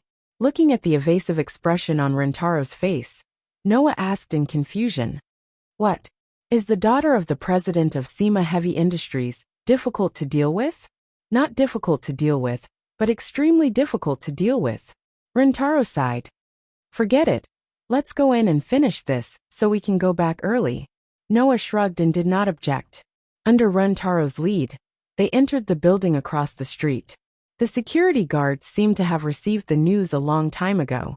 Not long after Noah and Ryotaro entered the building, they appeared on their own and led Noah and Ryotaro into the elevator. However, the elevator didn't go up. Instead, it moved in the direction of the underground. It didn't stop until it reached the 5th floor. Ding! As the sound of the elevator arriving at the destination floor rang out, the elevator door slowly opened. The security guard didn't seem to have any intention of getting out of the elevator. After gesturing to Noah and Ryotaro, he let them out of the elevator. In front of Noah and Rintaro was a vast space. In this place, in addition to the sci-fi-looking corridors that led in all directions, there were also exhibition counters placed around. On the counters there were all kinds of weapons. There were sniper rifles, pistols, rifles, and other modern weapons. There were also knives, swords, spears, halberds, daggers, and other weapons used for close combat. The only thing that these weapons had in common was the pitch-black luster that symbolized the alloy. It told others that these weapons were manufactured to deal with human enemies. Welcome to Sima Heavy Industries. After taking a closer look, Noah and Rintaro discovered that in the middle of this vast space stood a girl with a confident smile on her face. It was a young lady with long, wavy, jet-black hair tied into 2 ponytails behind her head. She was wearing a bright-colored kimono, as if she was admiring flowers. She looked like a perfect young lady from a wealthy family. At this moment, a girl in a kimono with a strong Japanese style was looking at Noah with interest. Her pretty face with a beauty mole showed a smile, as if she was aiming at a prey. This must be the president of Fairy Tail, President Noah, right? Noah was also looking at the girl in front of him. After a while he nodded his head. "I have long heard of your great name, Sima Heavy Industries President's daughter Miss Sima Maji. Era, just call me Maji." Maji took out a fan from her kimono and covered the lower half of her face. Her voice reverberated in the air, making it easy for people to perceive the joy contained within. "Speaking of great names, we are the same. I often hear little Riken complaining that there is no business coming to him. More than once, he rejoiced that there is a spendthrift who will provide him with a commission as long as he asks." "Oh." Noah glanced at Rintaro with a smile that was not a smile. "So you have always thought of me like this? Don't take it seriously. This is definitely not true." Rintaro panicked and glared at Maji. "Maji, why are you framing me? Who told little Riken to violate the agreement between us?" Maji said, as if it was a matter of course. "Undoubtedly, we agreed that I will provide you with weapons for free. Little Riken came to class at Gaotian High School. But you skipped class today, didn't you? What can I do?" Rintaro had an unspeakable expression. "It's not like you don't know our company's financial situation. So today, even Miss Mugging skipped class and went to Fairy Tail to ask for help." Seeing that Rintaro and Maji seemed to intend to continue to pester each other, Noah shook his head and interrupted them. "Back to the topic, Miss Maji, the purpose of my visit this time. Rintaro should have told you through the phone, right?" "Indeed, I have received it." Maji patted the fan in her hand and spread her hands with a smile. Her face was full of pride as if she was performing. "Everything here is our Sima family's proudest work. I believe that President Noah will definitely be satisfied with them." This time, visiting Sima Heavy Industries and meeting Sima Maji, Noah only had one purpose: equip himself with a gun. Noah wanted to equip himself with a gun. Of course, This wasn't because Rintaro suggested that Noah should equip himself with a gun to make up for his long-range combat methods. Although Noah's close-range combat was extremely strong compared to the people of this world, and even more so after a year of strengthening from the protozoan virus. Not to mention, Noah's magic knight sword could also control the distance at will. Distance was no obstacle to him, but that didn't mean that Noah didn't have any long-range combat methods. After all, Noah was still a magic shooter. The super high-level destruction magic crush didn't only work on things that Noah personally touched, it could also be used from a distance. However, in this world, as an ordinary person who wasn't a cursed child, Noah couldn't brazenly use magic in order to avoid unnecessary commotion. Therefore, equip himself with a gun was a good way for Noah to conceal himself. Besides, in this world, there was almost no situation where Noah could seriously fight. Therefore, with a gun, he could deal with a lot of situations where he didn't need to personally fight. Because of this, Noah directly shifted his line of sight to the display of guns on the counter. President Noah wants to equip himself with a gun, right? Maji, who clearly saw this point, smiled sweetly. Our company's guns are also very famous in the industry. Although the guns don't need to be made with rhenium alloy, if the rhenium bullets are shot with a good performance gun, the power can be improved a lot. The XD series pistols of Shaorigian are also provided by our company. Speaking until here, Maji also led Noah and Rintaro to one of the display counters. She pointed at the guns placed inside and introduced them.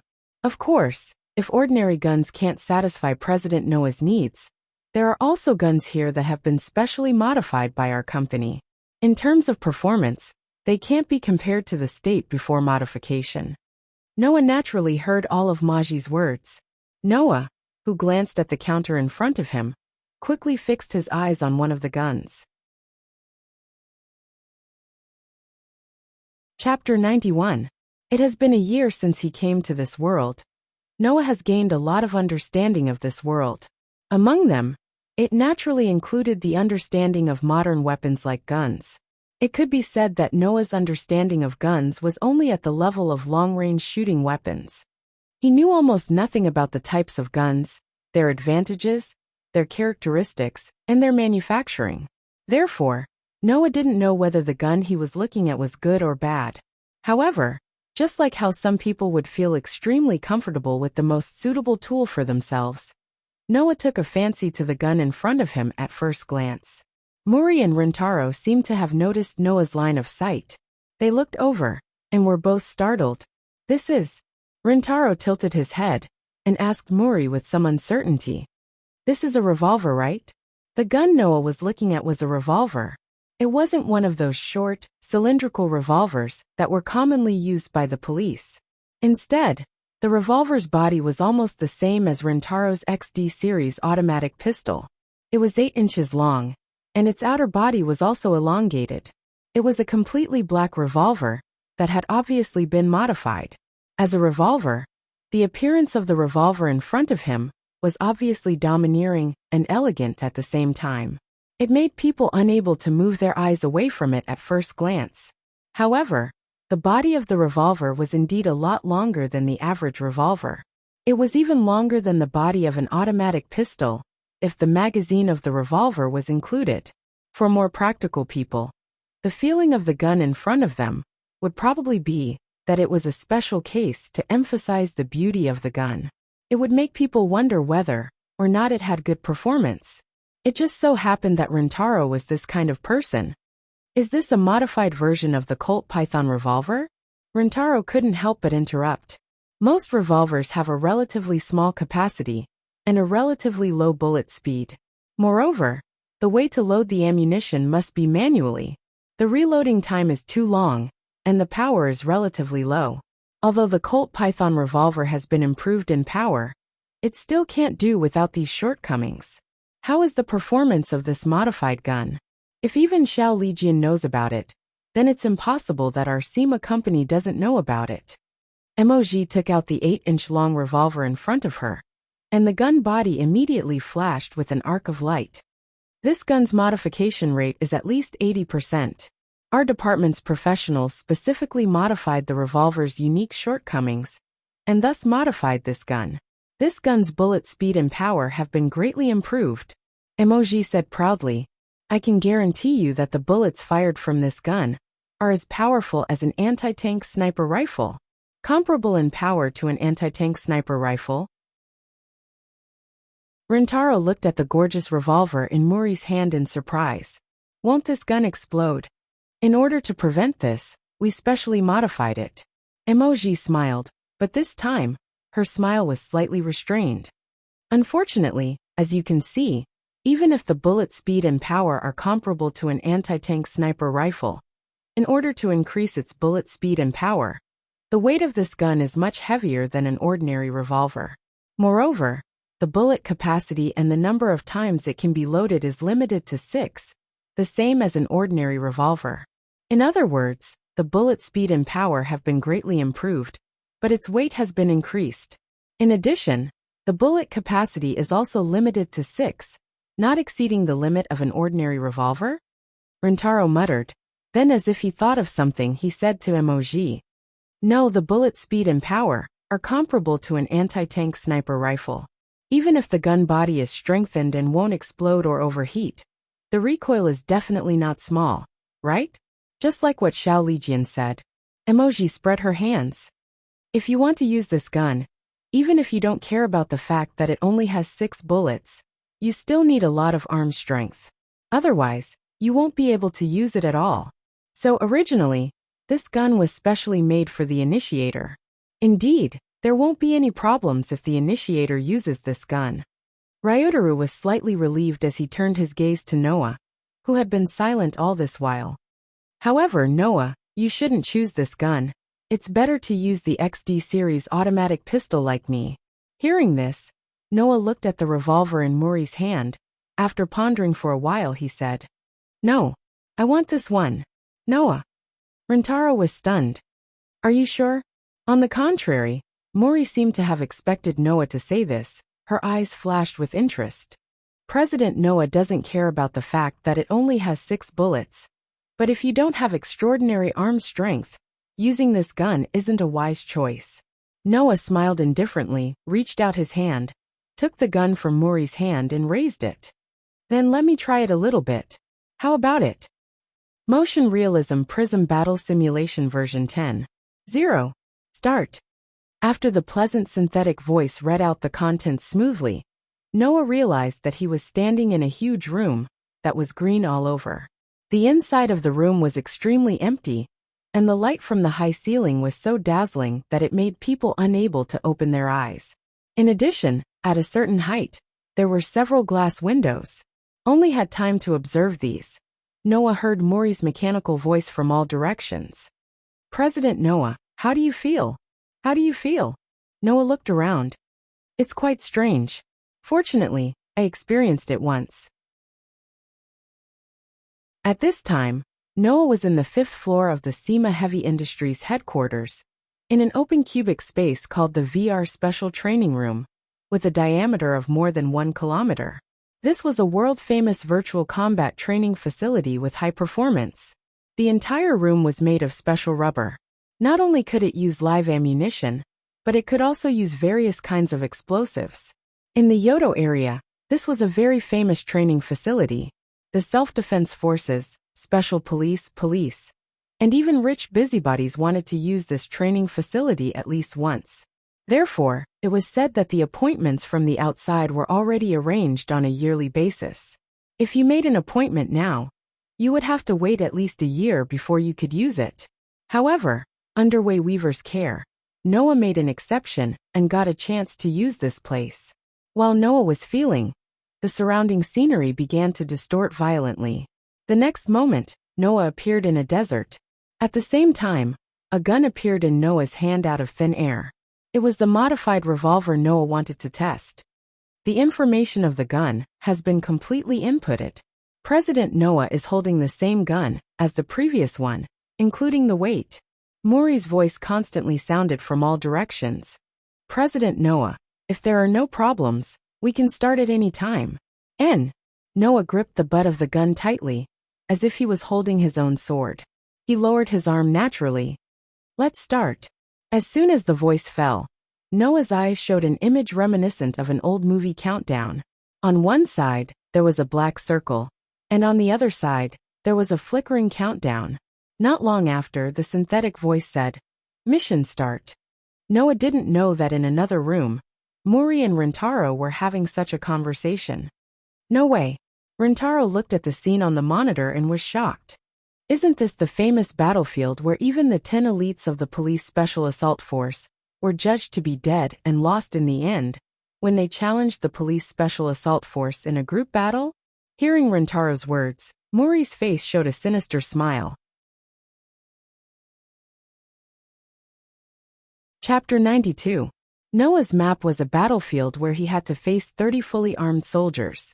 Each soldier was equipped with an extremely advanced rifle. The battlefield was a desert that was difficult to attack and difficult to move.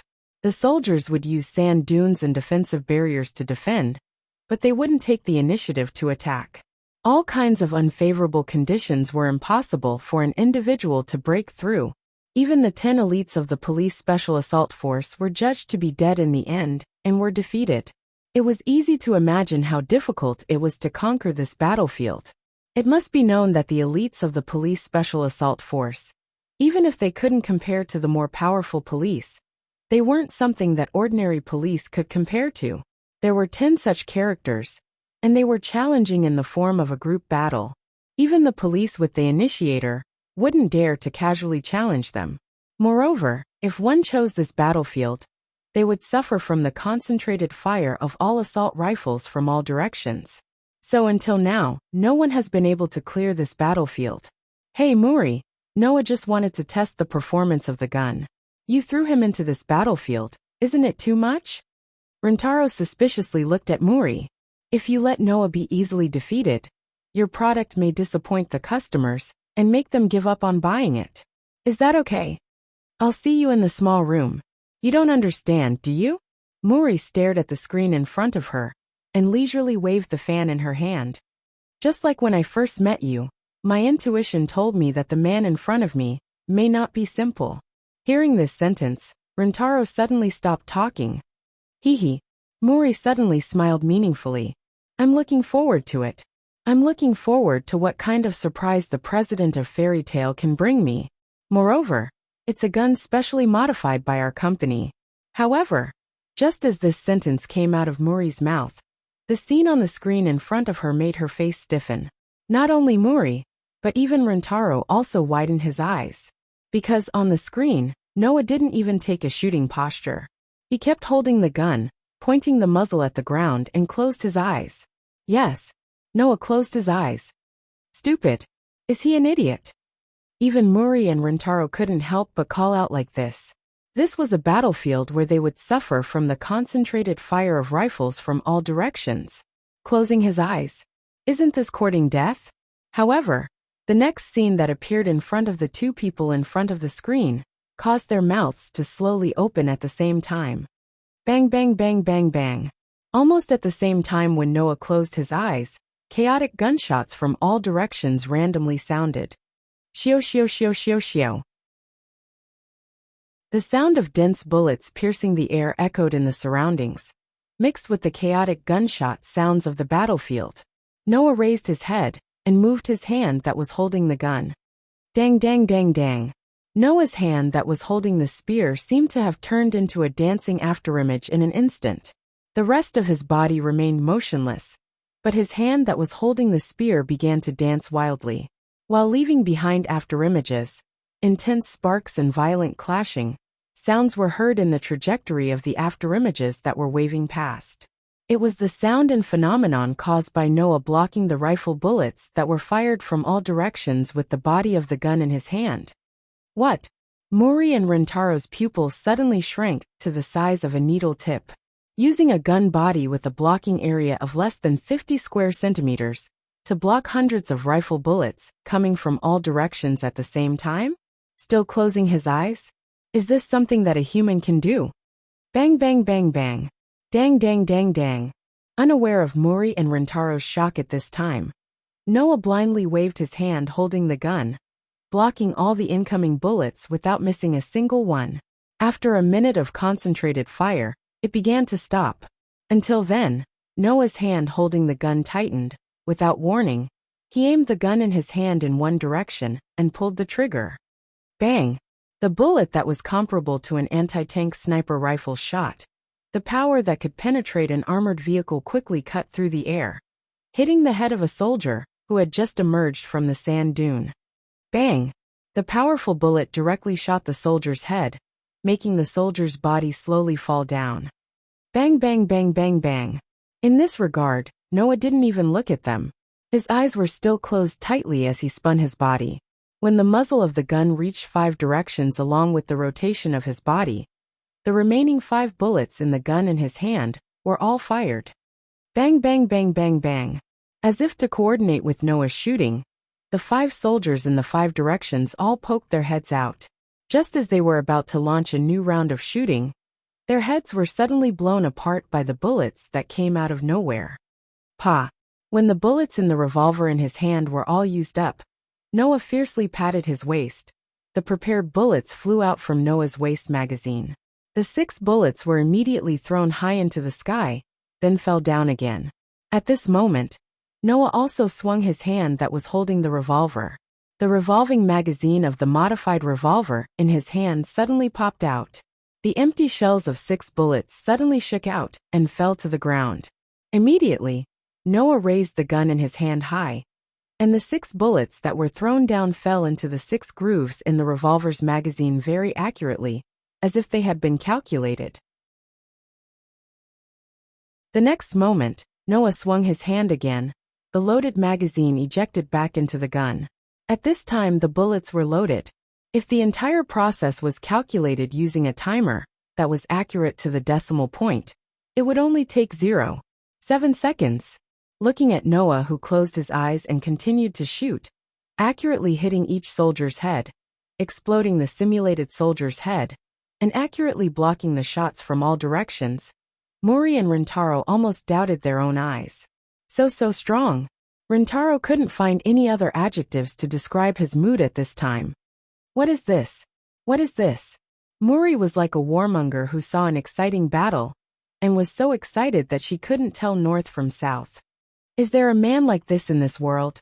Although the modified revolver provided by Mo Weave has enough bullet speed and power to match the anti-tank sniper rifle that can penetrate armored vehicles, it has the shortcomings of too small a bullet capacity, too much weight, and too large a recoil. Therefore, the person who used this gun must have extraordinary arm strength. Seeing that Noah could shoot continuously in a short period of time, and his hand didn't even tremble, Mori and Rintaro knew that Noah's arm strength passed. Looking at Noah's godlike skill in reloading bullets, which only took 0.7 seconds, the shortcoming of having a small capacity was made up for. In this way, the gun was simply tailor-made for Noah. So suitable. Bang! As the last bullet was fired, the last soldier fell in the desert. When she came back to her senses, Noah had already returned to his original room. So strong. 21,000%. Mori's excited scream rang out, causing Noah to press down on his ears. What 21,000%? That's the average of Kuriki's combat power from the previous 3 times he used this simulation facility. After setting it to 100%, the current combat power is calculated. In other words, you're 210 times stronger than Kuriki, 210 times stronger than Rintaro in his normal state? Noah clenched the gun in his hand and nodded with satisfaction. Mori-san, I want this.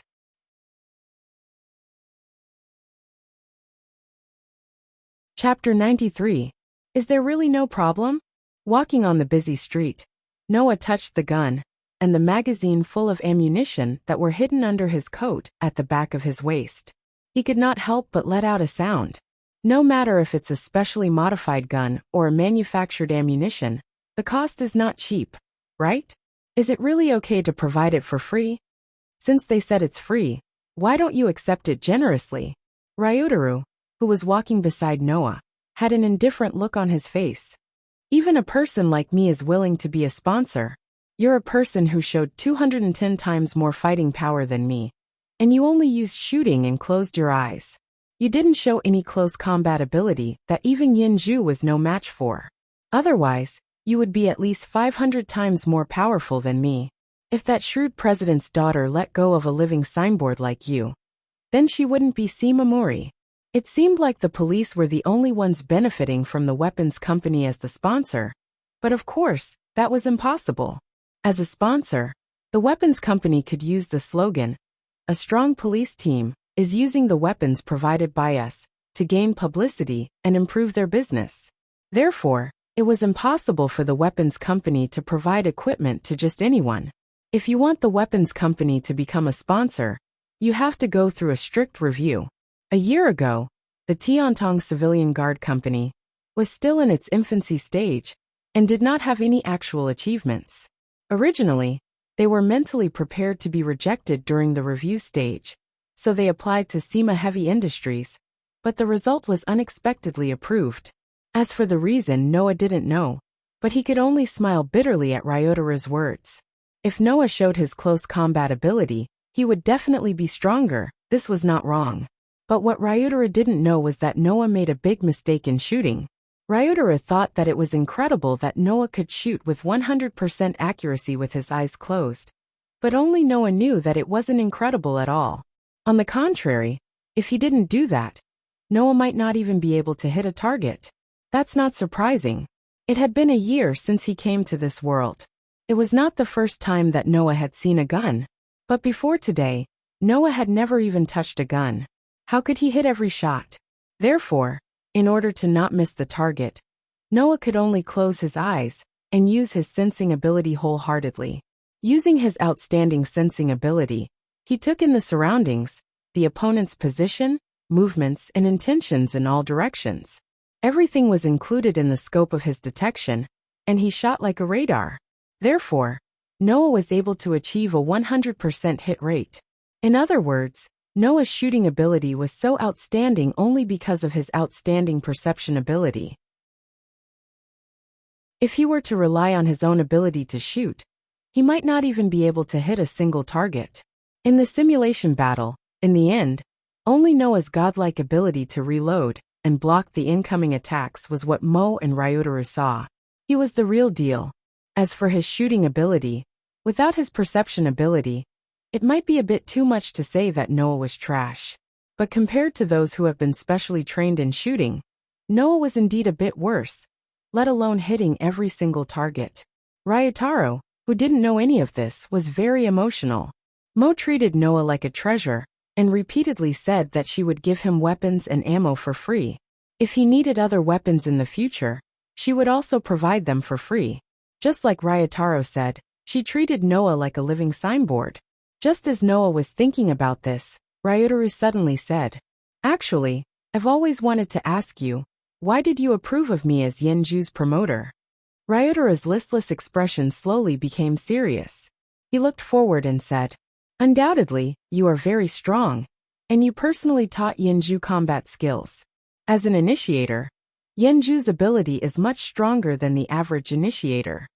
Even you said that she can squeeze into the top 300 IP rankings.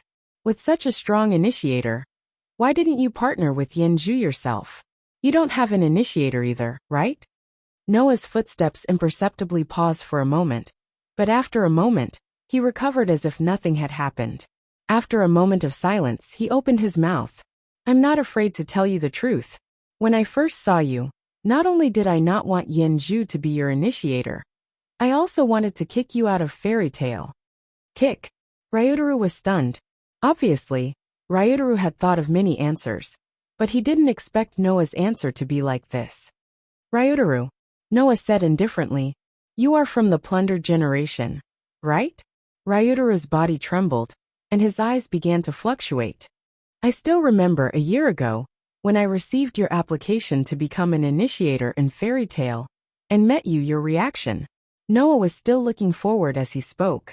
"At that time, when you mentioned the initiator, there was not the slightest bit of emotion in your eyes. When you looked at the appearance of the cursed child in Fairy Tail, it was as if you were looking at an animal that only knew how to walk. If I'm not wrong, at that time, you were the same as everyone else. You hated and excluded the cursed child, right? Ryotaro didn't refute, and tacitly agreed. I'm sure you know very well why I established Fairy Tail. I want those children to live a normal life. Noah's tone was surprisingly firm, even for those children who were determined to fight and become initiators. I also hoped that they would be able to obtain a partner who cherished them. If they couldn't do that, I would have rejected them without hesitation. Then why did you still choose me at that time? Ryotaro finally couldn't help but ask. At that time, I didn't have the qualifications to be acknowledged by you, did I? Hearing Ryotaro's words, Noah closed his eyes and smiled. Do you know what kind of feelings Yenju had for other people in the past? Other than me and my fellow fairy tale companions who took her in, what kind of feelings did she have for others? Ryotaro's footsteps stopped. Do you still remember Yenju, who hates everyone except me and my fellow cursed children? Do you still remember the change in you when you saw her? Noah also stopped in his tracks, and his tone was a little distant. When you saw Yenju's eyes filled with hatred, Ryotaro, your emotionless gaze changed, and it became filled with shock. This was a change that the other plundered generations would never have. So, I decided to give you all a chance. I'll give Yenju, who had always hated others, a chance to come into contact with outsiders, and change her hatred for outsiders.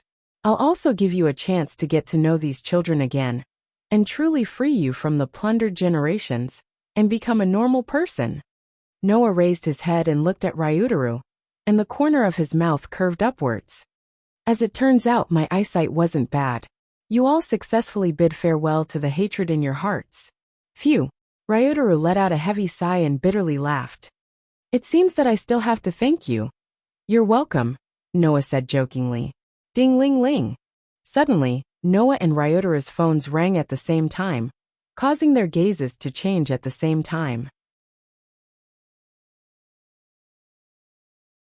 Chapter 94. In the cold corridor, Noah and Rintaro seemed to be walking leisurely, but in reality, their footsteps were somewhat hurried. Their footsteps could be clearly heard as they hurried forward. President Noah, see you inside.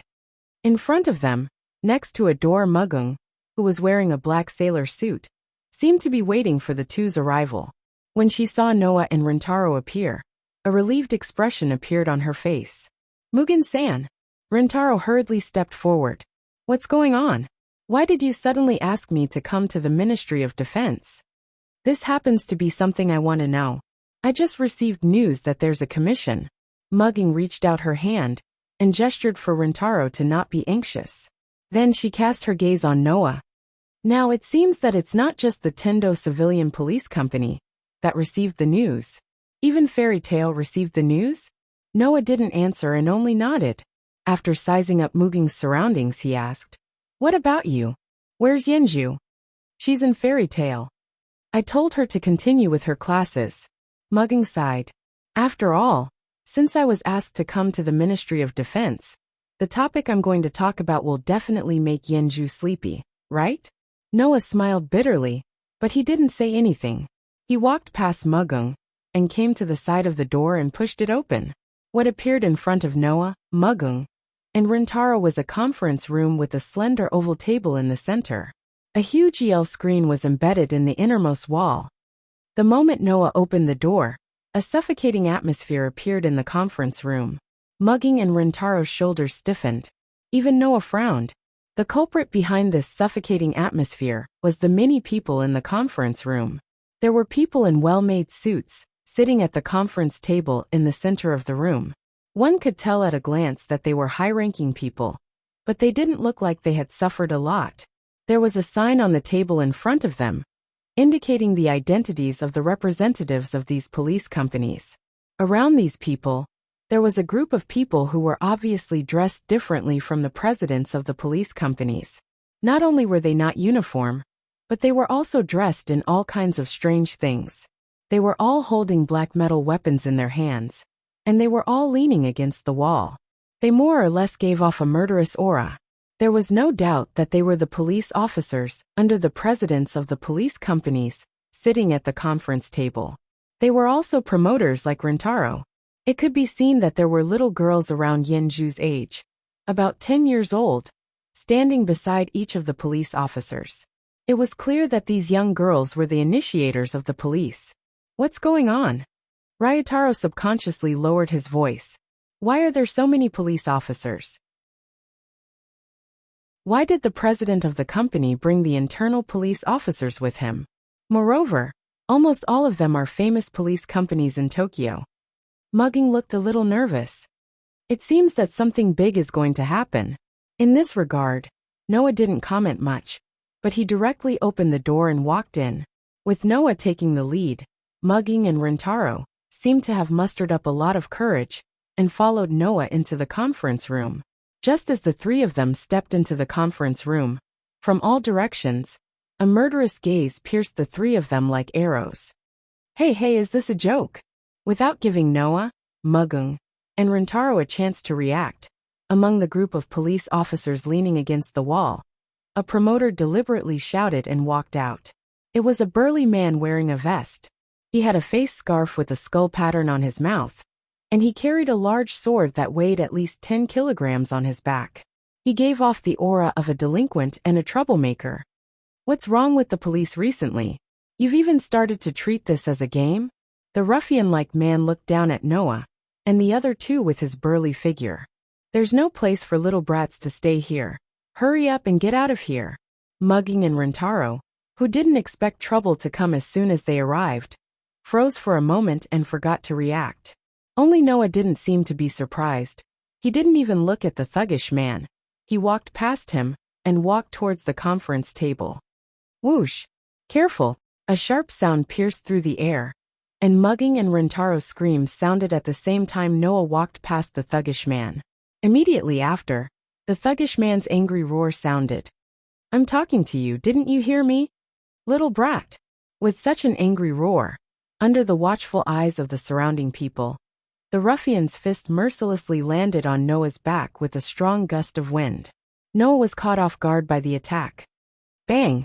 However, in the next second, the person who flew out with a muffled sound wasn't Noah, but the burly thuggish man who was at least 80 kilograms. Bang! His huge body smashed into the wall of the conference room, causing the wall to crack like a spider web. Ah! The thuggish man who was embedded in the wall screamed in pain, while holding his arm that had just been punched. Taking a closer look, the thuggish man's arm was twisted at a slightly unnatural angle in a direction that an ordinary person's arm wouldn't be able to reach. Director Jiang. At the conference table, the president of a police company in a suit stood up abruptly, his eyes wide open as he looked at the thuggish man who was holding his arm and screaming. His eyes were full of shock. The rest of the people present, whether it was the president of the police company or the police officers who were partners, all focused their eyes on Noah, who was standing in the same place without moving at all. Their foreheads were dripping with cold sweat. It was only at this moment that Noah raised his head and glanced in the direction of the screaming director general. What's wrong with the police recently? Even a guy who only has strength and muscles, without a brain or eyes, can get in? The whole room was silent. You bastard. No, it wasn't that no one was silent. Director Jiang held his seemingly broken arm and struggled to stand up. His eyes full of anger and murderous intent stared at Noah. Kill you. Absolutely kill you. Almost no one doubted Director Jiang's words, including Noah. Among the more than 700,000 police officers in the world, there were people who followed their own principles and had good fighting instincts. However, there were also people who wanted to find a place to behave atrociously and criminals who wanted to find an identity to hide their crimes. Among them, there were also many thugs. Noah was aware of this, so he didn't hold back. Not to mention, Director Jiang was looking for trouble. Director Jiang wanted to rush out, but he was stopped by a young girl. Mr. Director Jiang, please calm down. The young girl who stood in front of Director Jiang and stopped him was wearing a simple long-sleeve dress and tight pants. She had a pair of big, bright eyes, but she gave people a cold feeling. Are you trying to stop me? Yeah, sure. Director Jiang's eyes were filled with hostility. Don't forget your identity. Mr. Director Jiang, please calm down first. The little girl named Xia Shi who looked like the initiator of the Directorate of Generals, unexpectedly said these words calmly. He is the president of Fairy Tail Noah Doria. Director Zhang's expression suddenly froze.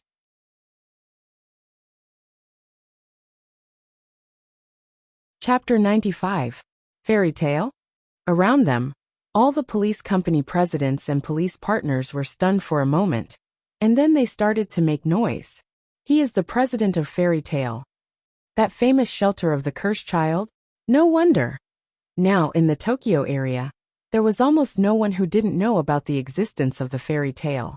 The reason was very simple, because Fairy Tail was the shelter of the cursed child, who everyone saw as a rat crossing the street. In this era where more than 90% of the people hated the cursed child and rejected the cursed child, even if other people did not look at the cursed child with biased eyes, they would definitely not want to provide any shelter for them. However, Fairy Tail had appeared, and in a short span of a year, it had made a name for itself, becoming an extremely famous existence in the Tokyo area. How could such an existence not attract people's attention? Moreover, in the industry, there was a rumor that the initiator that came out of Fairy Tail had a higher fighting power than the average initiator. Many of the promoters that were recognized by Fairy Tail and partners with the initiator of Fairy Tail were also very famous, and almost all of them joined Fairy Tail as police officers. In addition, Fairy Tail also turned all the requests from the public into commission forms, allowing the internal police officers to choose from them. They did not hire these police officers based on their salary, but instead shared the profits with each other. This method of operation attracted many foreign police officers, and Fairy Tail became more and more famous at the same time. Therefore, people who did not know about Fairy Tail did not exist in the Tokyo area. Of course, there was a more direct way to express how famous Fairy Tail was. For example, in Fairy Tail, there were at least 10 police officers whose IP was ranked around the top 1,000, and Supervisor Zhang's IP was ranked 1584. In Fairy Tail, there were many police officers who were ranked higher than the general supervisor. Not to mention, in Fairy Tail, there were piles and piles of cursed child that were qualified to be initiators. Even if Supervisor Jiang wanted to find trouble with Noah, he was not qualified at all. This was what Xiaoshi wanted to express. TSK. Supervisor Jiang finally calmed down slowly. Gritting his teeth, he fiercely twisted his broken arm back to its original position. Consider me unlucky. Leaving this sentence, Supervisor Jiang gritted his teeth and returned to the crowd. In the surroundings, all the police officers and company presidents cast all kinds of gazes at Noah. Most of them were examining him, as if they wanted to get to know the rumored president of Fairy Tail again. In contrast to these people, the children who were initiators all cast curious and obviously favorable gazes at Noah. They seemed to have a very good impression of Noah. That should be because Noah not only did not reject the cursed child, but also provided a place for them to stay. Because of this, naturally, there would not be any cursed child who would hate Noah. Xiaoshi also bowed to Noah, causing a smile to appear on Noah's face. He reached out his hand, and while she was still in a daze, he patted her head. Then, he walked to the side of the conference table and sat down at the seat with the Fairy Tail nameplate. Only then did the young girl named Xiaoshi come back to her senses. She bowed to Noah again, and then returned to Supervisor Zhang's side. However, her gaze was fixed on Noah, and she did not look away. In fact, the rest of the initiators were the same. Phew. Only then did Magino sit down beside Noah. With Rentaro standing behind him, both of them heaved a huge sigh of relief. You almost scared us to death just now. It's not like you don't know the character of some police officers. Noah said as if nothing had happened. So when it's time to act, you should act. Otherwise, they will only look down on you. If it's possible, I also want to act. Rentaro could not help but complain. It's a pity that the opponent is too strong. That's someone who is ranked in the top 1,000. If I act, won't I be killed in an instant? Noah did not agree, nor did he deny it. Instead, after a pause, he looked at the door. At the same time, a person wearing a uniform, who seemed to be a high-ranking official, walked into the room. Everyone in the room immediately suppressed the distracting thoughts in their hearts and focused their attention on the person who came in. The person looked around at everyone in the room, then nodded. Today, I've called the presidents and police officers of all police companies here, for no other reason than to entrust a task to you. At this point, the person's expression began to become serious. However, before I explain the content of this task, I'd like to tell everyone that those who wish to reject this task, please do so now. After everyone has heard the task, this task cannot be rejected anymore. Hearing this, many of the presidents of police companies frowned. Even Magino and Rentaro exchanged glances. What was the difference between this and a compulsory task? However, no one in the room stood up and expressed their rejection. Most of the people present were famous police companies, so naturally, they would not give up before hearing the task. That would only weaken their company's reputation. The uniformed high-ranking official seemed to have expected this. Just as he was about to nod, a voice rang out. This doesn't seem appropriate, does it? Everyone was stunned, and when they saw who had spoken, they were even more stunned. The person who had spoken was Noah. I believe that everyone in the industry is clear about the rules of fairy tale. We will make the task into a list of tasks and post it internally, allowing the internal members to choose. Noah looked at the high-ranking official indifferently. Since this commission cannot be rejected, it means that either the content of the commission is confidential, or the difficulty is too great. The former does not allow me to directly announce the commission to everyone in the inner circle, and the latter may lead to the awkward situation of no one accepting the commission. No matter how I look at it, this is not a commission that is suitable to be called fairy tale, right? The high-ranking official was suddenly speechless. Looking at you, you don't seem to have considered this. Noah narrowed his eyes. Can I assume that you didn't even consider this problem, and just casually dragged fairy tale into this? This is a task from the government. The high-ranking official frowned. Could it be that fairy tale wants to reject it? The government? Noah smiled, but there was no smile in his eyes. Unfortunately, we are a non-governmental organization. After saying this, Noah stood up, and without giving any room for conversation, he walked straight out of the door. At this moment, the huge EL screen inlaid on the innermost wall of the conference room suddenly lit up. President Noah, please wait.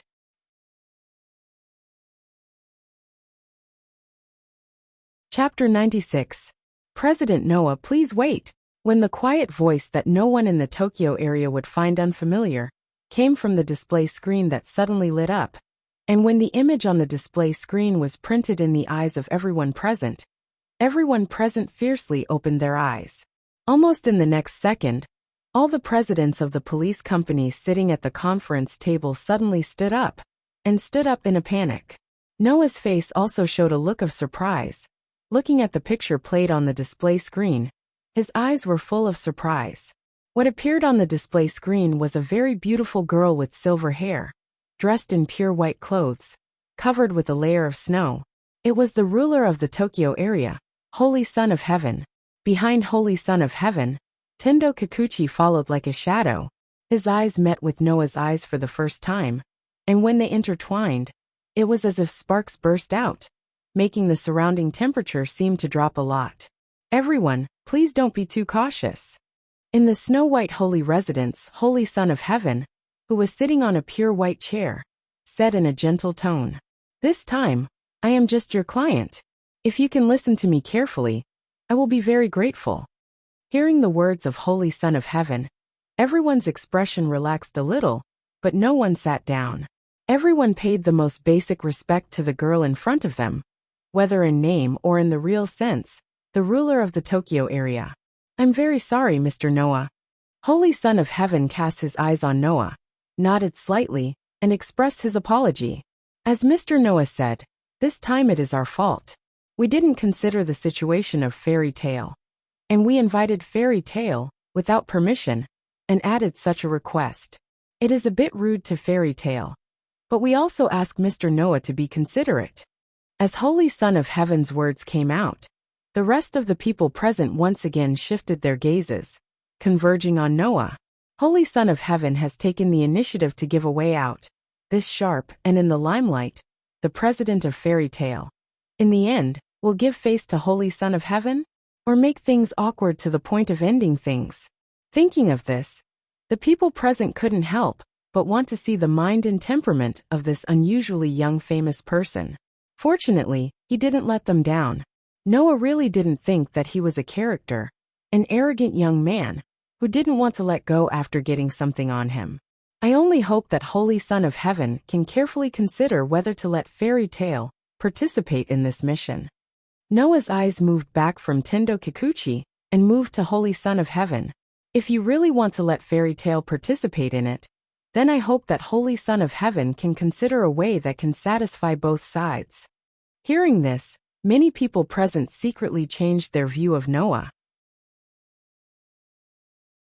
Not only could he see the situation clearly, not blindly pursue it, and not be afraid of power, not to be outdone, and talk to the ruler of the Yodo region like this. The average young man certainly couldn't do this. Therefore, if everyone just had a little understanding of the strength of Noah, who defeated the admiral with one blow, then now they had some understanding of Noah's temperament and means. I understand. Holy Son of Heaven nodded after pondering for a while. I will start to explain the content of the mission now.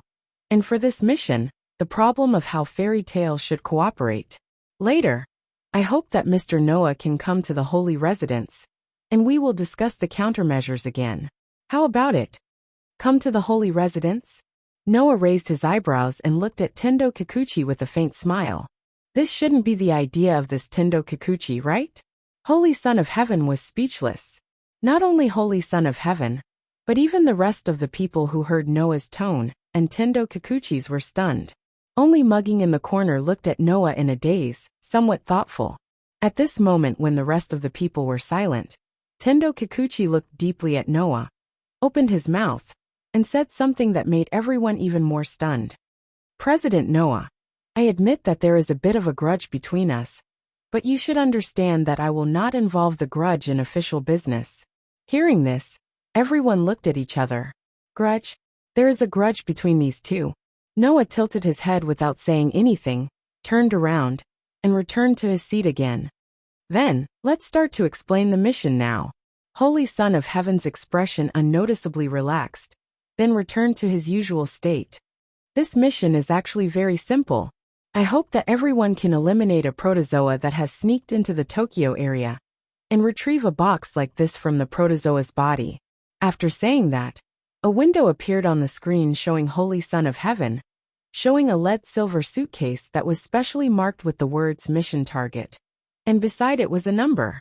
That was the reward for completing the mission. The box itself looked extremely ordinary, and there was nothing out of the ordinary about it.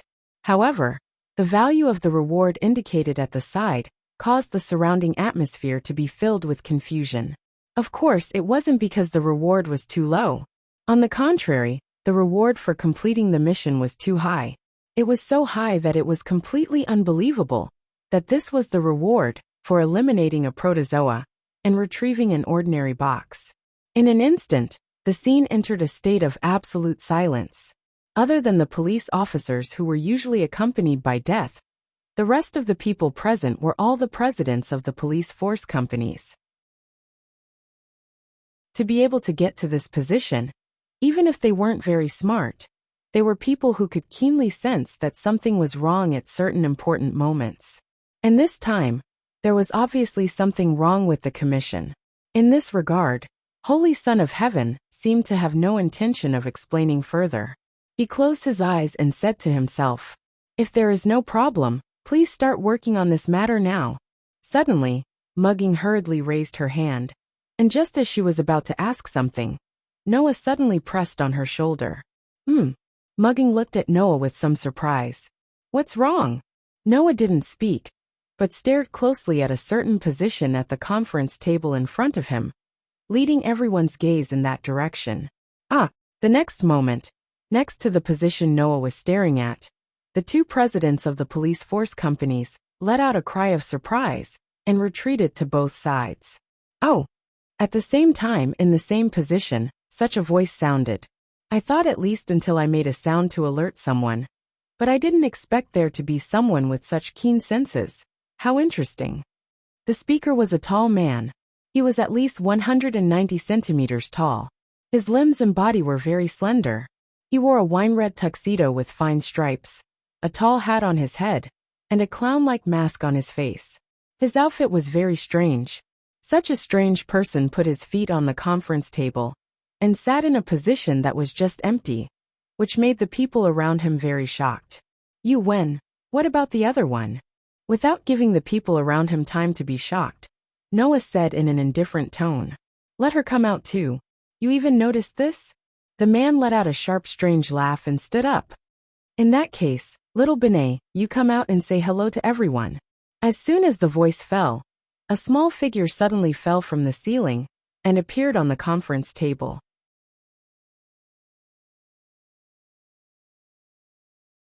Chapter 97. Swish! Everyone in the room finally calmed down a little. They took out their guns and aimed at the two people standing at the conference table, their eyes fixed on them. A man in a tuxedo, who looked like he was going to a costume party, didn't seem to notice the actions of the people around him. He took off his hat and bowed deeply to the screen that showed the image of the Holy Son of Heaven. Let me introduce myself. My surname is Leech. Full name is Li Qingyin. After that, the man named Li Qingyin put his hand on the girl next to him. The girl had short wavy hair and wore a dress with trimmings. There were 2 scabbards on her back. From the shape and length, it should be 2 scabbards for Kodachi. This is my initiator. She is also my daughter. My name is Leech Binay. I'm 10 years old this year. The young girl used an extremely naive tone and expression to say these words. However, the words that she said next caused the hearts of many people present to turn cold. Hey Dad, they are all pointing their guns at us. Can I cut them? When she said this, Leech Binay's small body released an extremely strong murderous aura that seemed to want to prove the authenticity of her words. The strong murderous aura told everyone present that the initiator in front of them was not only unusual, but also had killed many people. Noah furrowed his brows tightly as he looked at Binay Leech Jr. with a serious expression. You have killed people? Leech Binay blinked and looked at Noah. His eyes were suddenly dyed crimson. It was the symbol of the cursed child who released the power in his body. Leech Binay, who directly released his power, had an innocent and evil expression. He looked at Noah and said this. Do you also want to be killed by me? Hearing this, Noah understood. The child in front of him already took killing people as a matter of course.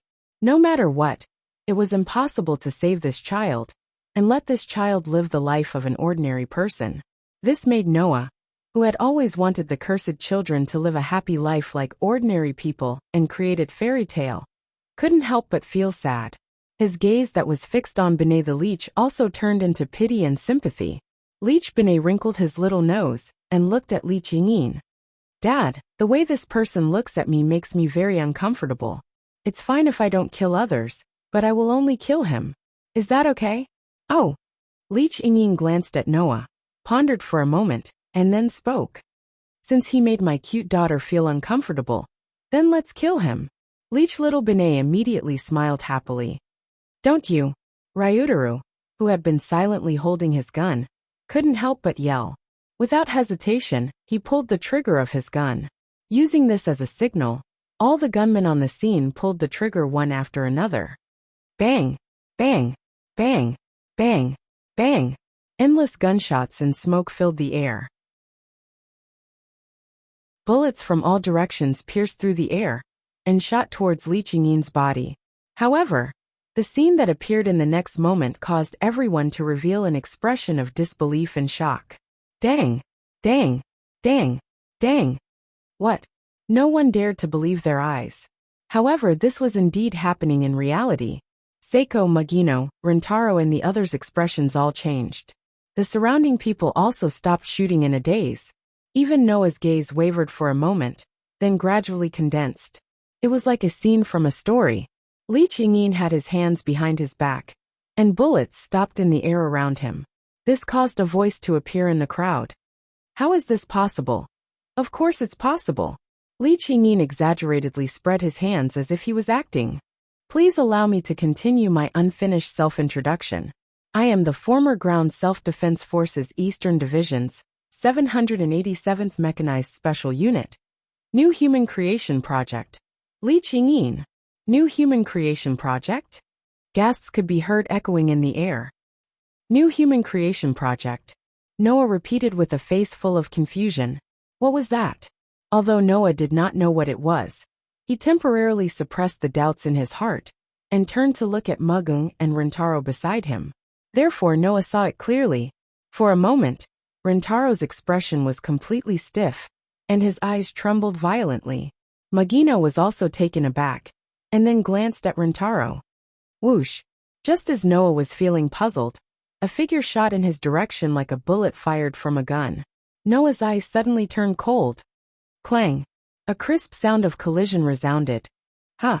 A surprised voice rang out. Oh! Li Qingyin, who was standing at the conference table, could not help but let out a surprised voice. He actually blocked Binet Jr.'s attack. Binet Jr., who was originally standing next to Li Qingyin, had unknowingly appeared in front of Noah. She jumped up, and the two kodachi at her waist were tightly held in her hands, and she slashed towards Noah's direction. However, Binet Jr.'s two kodachi were blocked by Noah. It was a large modified black revolver, with an extremely domineering and gorgeous design. Screech! The kodachi and the revolver violently rubbed against each other, causing countless sparks to fly. Binet Jr. kept using her strength, but she was still unable to break through Noah's defense, which made her very surprised. Immediately, Binet Leach decisively retreated, returning to Li Qingyin's side. For the first time, his deep red eyes stared at Noah with an extremely serious expression. Who are you? Hearing this, Noah looked straight at Binet Jr. Then let me introduce myself. I am the president of Fairy Tail. Noah Dole. Fairy Tail?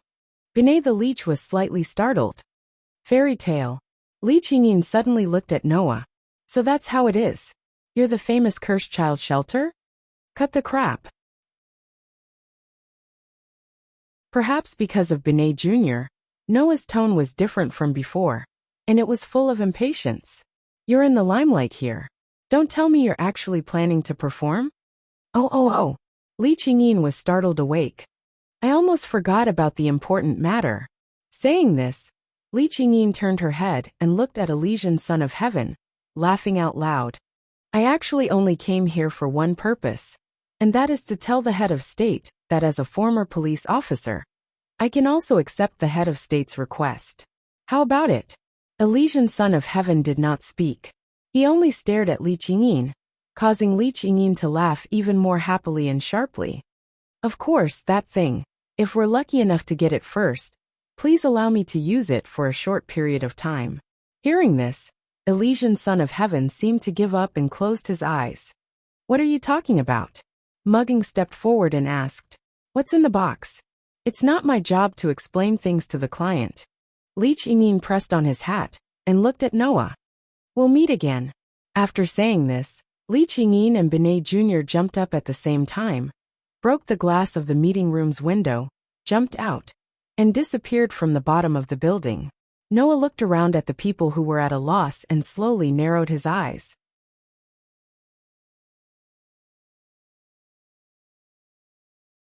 Chapter 98. Tokyo District 1. Holy Residence. Pushing open the luxurious door in front of him, Noah walked into the hall of the holy residence that he had visited not long ago. I didn't expect to meet you so soon. Just like the last time they met, Sheng Tianzi, who was sitting on the sofa with an elegant posture, opened his eyes and looked forward. President Noah, please take a seat. Noah looked at Holy Sun, who didn't seem to have changed since their last meeting. He didn't carry a magic sword pouch this time. He first looked around Holy Sun, then sat on the sofa in front of him. That old guy isn't with you? This is my idea, Elysian Son of Heaven emphasized. After all, when the two of you meet, the atmosphere will not be good. It's just not good. Noah said faintly. You should know that unless he lets go of his inner thoughts, we will have to face each other head-on one day. The holy child's expression became unnatural after hearing Noah's straightforward explanation of his relationship with the celestial child. If it was someone else with the same status as Noah saying this, Holy Son definitely wouldn't have reacted this way. After all, the difference in status between Noah and the celestial child's chrysanthemum prime was obvious. On one side, he was just an ordinary police officer who founded a civilian organization. On the other side, he was the person with the highest authority in the entire district. Once the two of them fought, no matter how one looked at it, no one felt that the former had a chance of winning. However, Noah, in such a terrible situation, not only did he neutralize all of the methods that Chrysanthemum Celestial Child had secretly used against him in this year, but he was also evenly matched with Chrysanthemum Celestial Child. Furthermore, he even made Fairy Tale bigger and bigger. As the person whom the Celestial Child Chrysanthemum Prime was assisting, the Sage Son of Heaven had seen the Celestial Child Chrysanthemum Prime, who always had a calm expression even if the sky fell, furrowing his brows when others mentioned Noah and Fairy Tale. It was a very troublesome expression. Thus, he knew that if Noah really wanted to do this, he would be able to deal a heavy blow to the Celestial Chrysanthemum Prime. No, it should be said that if it wasn't for the fairy's tale, the lone Noah might have already dealt with the Celestial Chrysanthemum Prime. Holy Son was secretly shocked when he realized that he had such a high opinion of Noah. He quickly took a deep breath, suppressed the distracting thoughts in his mind, and casually changed the topic. Mr. Noah, this time, I want to talk to you about the request and the leech shadow. Before that, you have to answer two of my questions. Noah raised his hand and stopped the Elysian child from speaking. His eyes met the Elysian child's beautiful face. First, what is the new human creation plan? Mr. Noah doesn't know. Holy Son was a little surprised. That was the human weapon creation project that humans initiated in the early years to fight against the protozoa. Human weapon? Yes, Holy Son explained.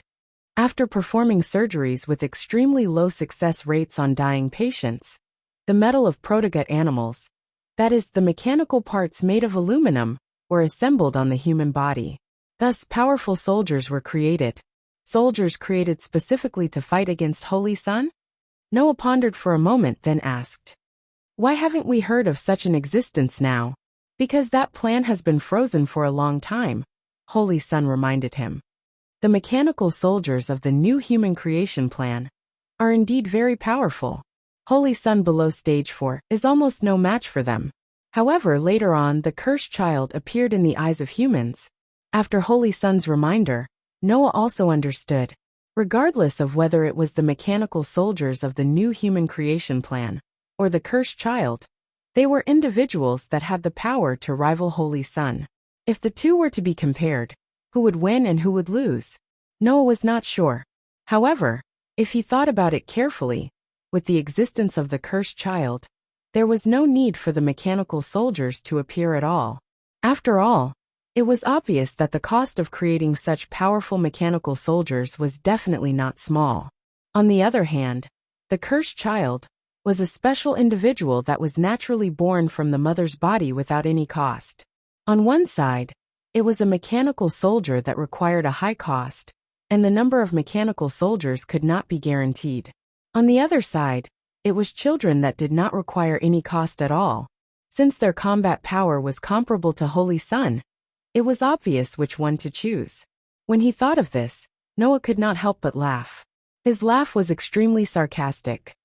In the end, the children that are ostracized and hated by humans are fighting to protect humans. The weapons that humans have spent a lot of money to create want to be the enemy of humans. This script is really interesting. Elysian Son of Heaven opened his mouth slightly, but he couldn't say anything. Second question. Noah did not want to beat around the bush anymore. What's in that box? This? Holy Son showed a rare look of hesitation, but after a while he sighed again. I'm sorry, Mr. Noah. I can't tell you what is in the box clearly. I can only tell you that it is a dangerous item called 7 Stars Legacy. Holy Son's expression gradually became serious and solemn. As for its use, it is able to summon Holy Son's Stage V Zodiac archaic animals. Noah couldn't help but raise his head and look at Holy Son of Heaven. After confirming that Holy Son of Heaven wasn't lying, his heart sank. Zodiac. That was the general term for Holy Son's stage V archaic animals. During the Archaic Animal War, which was the survival battle that almost caused the extinction of humans 10 years ago, there were 11 archaic animals that displayed extremely terrifying power. They were far more powerful than stage 4 archaic animals. And once, they almost caused the extinction of humans. Humans gave these 11 archaic animals that possessed extraordinary power the names of the 12 signs of the zodiac as their code names.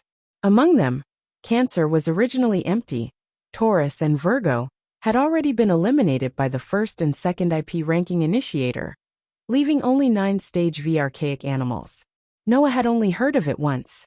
It was said that they had huge bodies that far exceeded stage for archaic animals, hard outer skin that was completely ineffective against normal weapons, molecular level regeneration ability, and the ability to not be affected by monolith. In other words, if that whatever 7 stars legacy could really summon stage V zodiac to Tokyo, then the stage V archaic animals that was not affected by monolith would definitely bring a devastating disaster to the people of Tokyo. Noah finally understood why he had to pay so much to retrieve a small box. It turned out that it was a dangerous item that could summon a mass extinction disaster. Phew. Noah slowly exhaled and closed his eyes. What do you plan to do? Right now, almost all of the top police officers in Tokyo have already set out to find the archaic animals that hid the box in their bodies. Sheng Tianzi said word by word. In order to find the box faster than the leech Shadow Een, Mr. Noah, I hope you can lend me your strength. Following this sentence, in the hall, a heavy feeling that made people unable to breathe filled the air. Under Sheng Tianzi's unwavering gaze, Noah kept silent with his eyes closed until Sheng Tianzi couldn't help but feel anxious. Then he finally opened his mouth. I will let the fairy tale police officers participate in this operation. Sheng Tianzi heaved a sigh of relief. His pure and holy face slowly hung an extremely beautiful smile.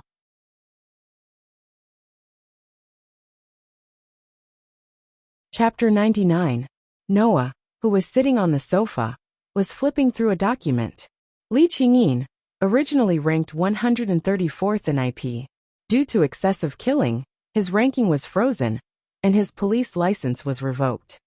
Originally a human weapon created under the New Human Creation Project. His internal organs and most of his body were replaced with machinery. He can produce a repulsive force field for defense. In theory, his ability can withstand the attack of protozoa, stage 4. Even anti-tank rifle shots can be deflected. Based on current speculation, his strength is at least in the top 100 IP ranks of the promoter. Extremely dangerous. Noah silently turned the document in his hand to the next page.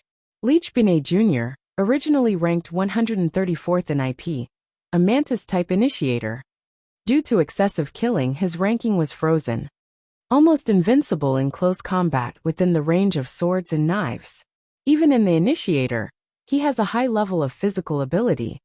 Weapon used is a Kodachi. Based on current speculation, his strength is at least in the top 100 IP ranks of the initiator. Likes to kill, extremely dangerous. In addition to these, Noah also had all the information about Li Qingyin and Leech Binet Jr.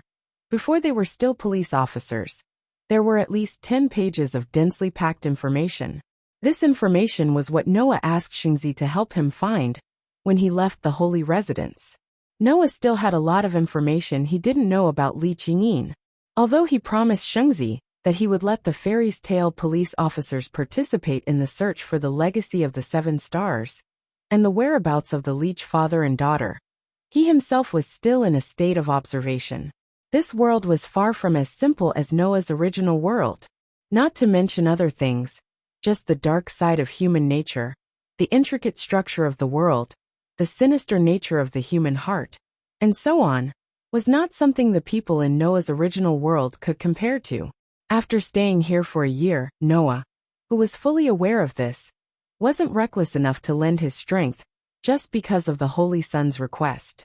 At the very least, Noah wouldn't act on his own accord until he was certain that the leech Shadow Een would truly bring disaster to Fairy Tail, and why he wanted to summon Stage V to the Tokyo area. He didn't want to be used as a tool to do bad things with good intentions. Therefore, Noah needed to understand what kind of person Lee Ching-een was. However, a small head with two ponytails poked out from behind Noah. She opened her big round eyes and looked at the information in Noah's hands in boredom. Ranked 134 in the original IP rankings? Is this little guy really that powerful? Aren't you a little one yourself? A head slightly bigger than the former, but with waist-length straight black hair, poked out from the other side of Noah's back and said thoughtfully. Before the IP ranking was frozen, it was already 134. This Lee Ching-een and Leech Binet Jr. are definitely much stronger than before the ranking was frozen. Who knows, they might really be monsters in the top 100. Do we really want to be enemies with such opponents? Finally, a head with a listless expression appeared, and its tone was a little uneasy. Even if all the top police in Tokyo were dispatched, the odds of winning against such monsters shouldn't be high, right? Listening to the three voices from behind, feeling the warmth of the heads that poked out from his left shoulder, right shoulder, and head, Noah sighed. Why are you still here? Is the Tiantong Civilian Police Company not going to participate in this operation? I'm the president. This was the president of the Tiantong Civilian Police Company, who ran a company with zero income last month, and came to ask for help this month. Otherwise, even eating was a problem. How can the president personally go out to work? I'm just the initiator. This was the words of a 10-year-old girl with her head held high, as if she was proud of herself. Before Rentaro, the promoter, makes a move, this concubine has to play her part. Otherwise, it will ruin our reputation as the Fairy Tail. I'm also waiting for the report on the whereabouts of the mission target, okay? Don't make it sound like I'm afraid of death, and don't dare to come out, okay?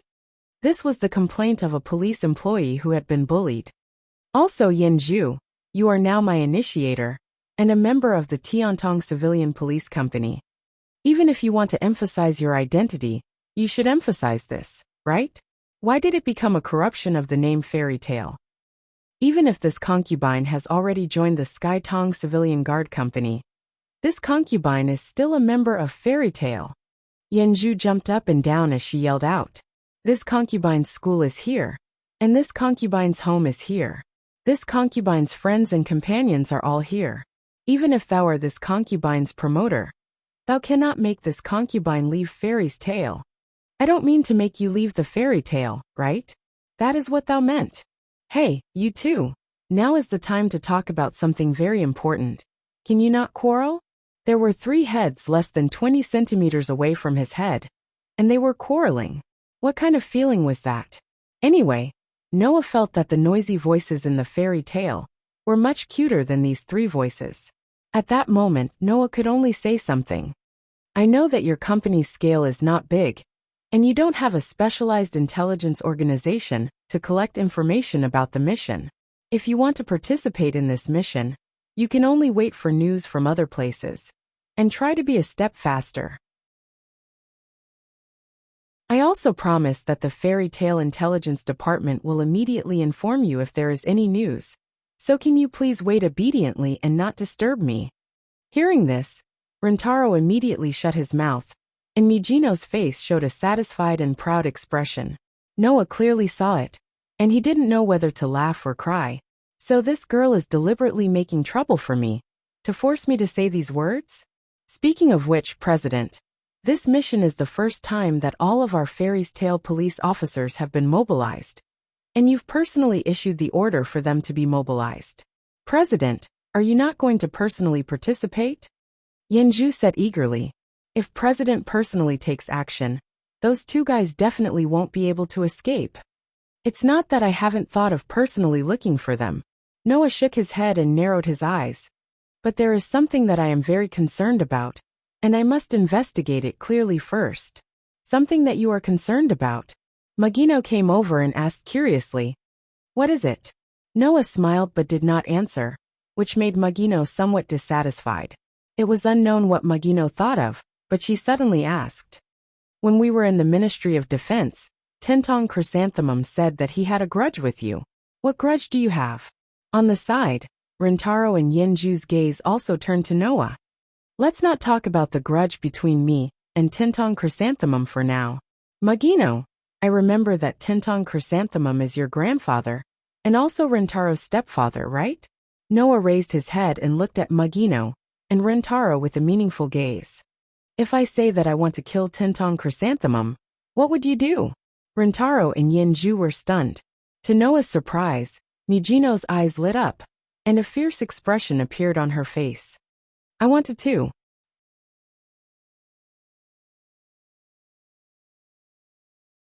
Chapter 100. Muging's words instantly made the temperature of the scene drop below freezing point. Rintaro and Yenju lowered their heads and remained silent when they saw Magino's expression that resembled that of a malicious spirit and the hatred in his eyes. Even Noah furrowed his brows. What is going on?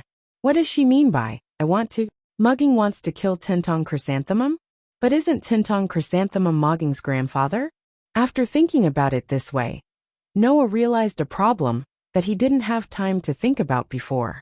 Tintong Mugging.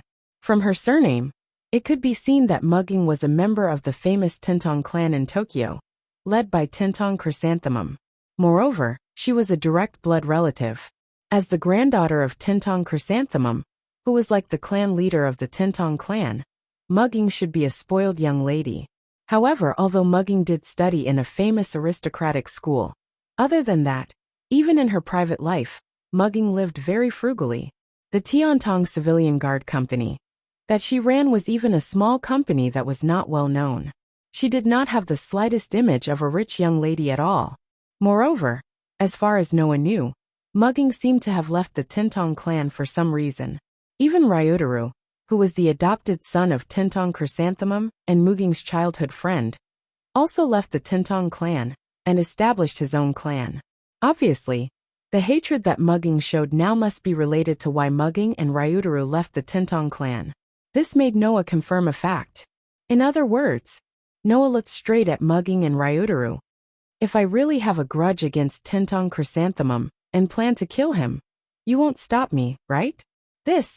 Ryotaro hesitated for a moment, then dropped his shoulders like he gave up and said in a deep voice, I don't know.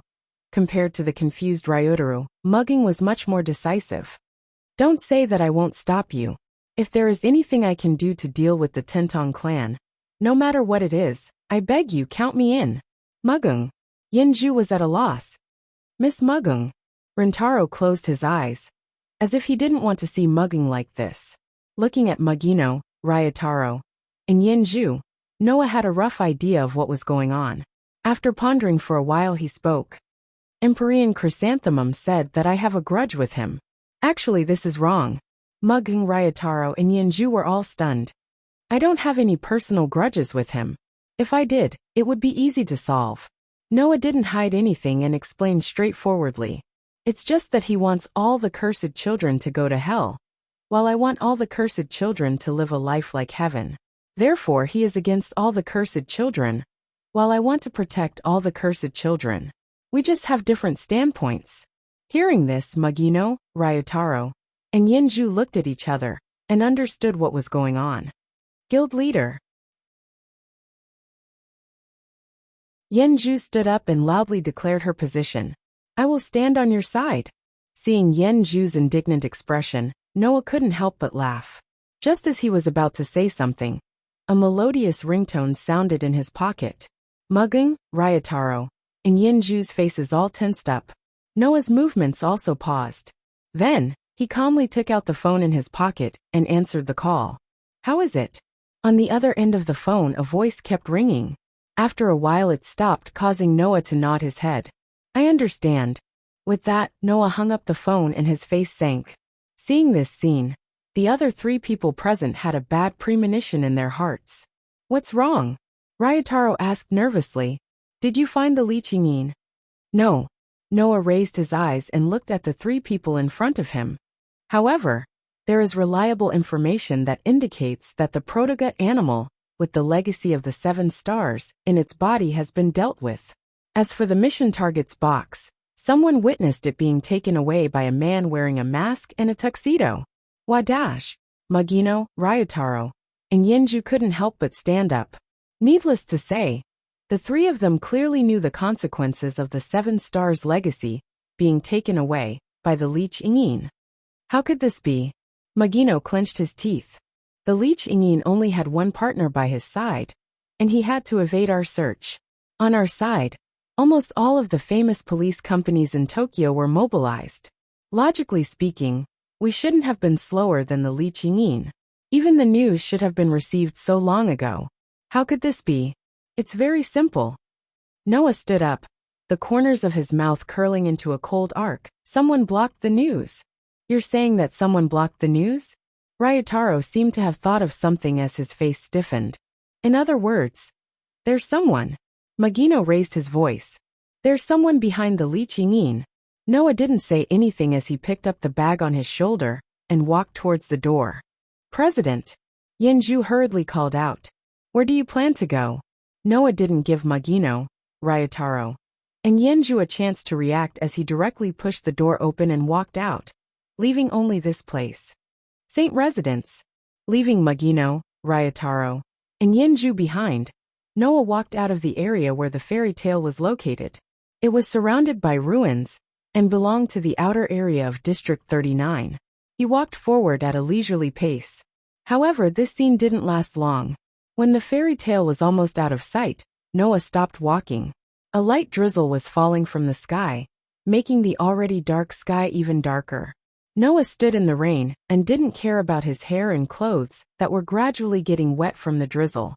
He took the bag from his shoulder and forcefully smashed it on the ground. Bang! Gravel flew everywhere, and the tip of the pouch containing the Magic Knight's sword also sank into the ground, standing upright. At this moment, Noah suddenly reached out his hand and pulled out a gun from his back. He pointed at the direction of one of the broken walls in the ruins and pulled the trigger without hesitation. Bang! The bullet's power was comparable to an anti-tank rifle. It was enough to pierce through heavy armored vehicles as it rubbed against the air and the rain. It drew a fiery light as it flashed through the air and hit the broken wall. Boom! With a loud sound, the broken wall was directly penetrated, creating a hole the size of a wash basin. Whoosh! However, before that, two shadows actually jumped from behind the wall and landed on the top of the broken wall. As expected of the guild leader of Fairy Tale, the famous shelter of the cursed child. Even the way they greet each other is so special. However, I personally like this method. The people standing on the top of the broken wall were Leech Ingin and Leech Binet Jr. that the entire Tokyo region was looking for. We meet again. Leech Binet Jr. held two pitch-black odachi made from Japanese. His eyes had already turned dark red, and he looked eager to try. Dad, can I continue to cut him down this time? Not this time, my daughter. Leech Ingin laughed as if he was giving a speech. At least, before we finish talking. Noah directly lowered his hand that was holding the gun and coldly looked at Leech Ingin. Is this all that you want to say? Then I'll just directly state my intentions. Leech Ingin faced Noah and extended his hand. Do you want to join us? That you're tuning in to the Lee Mei's Sword of Destiny YouTube channel.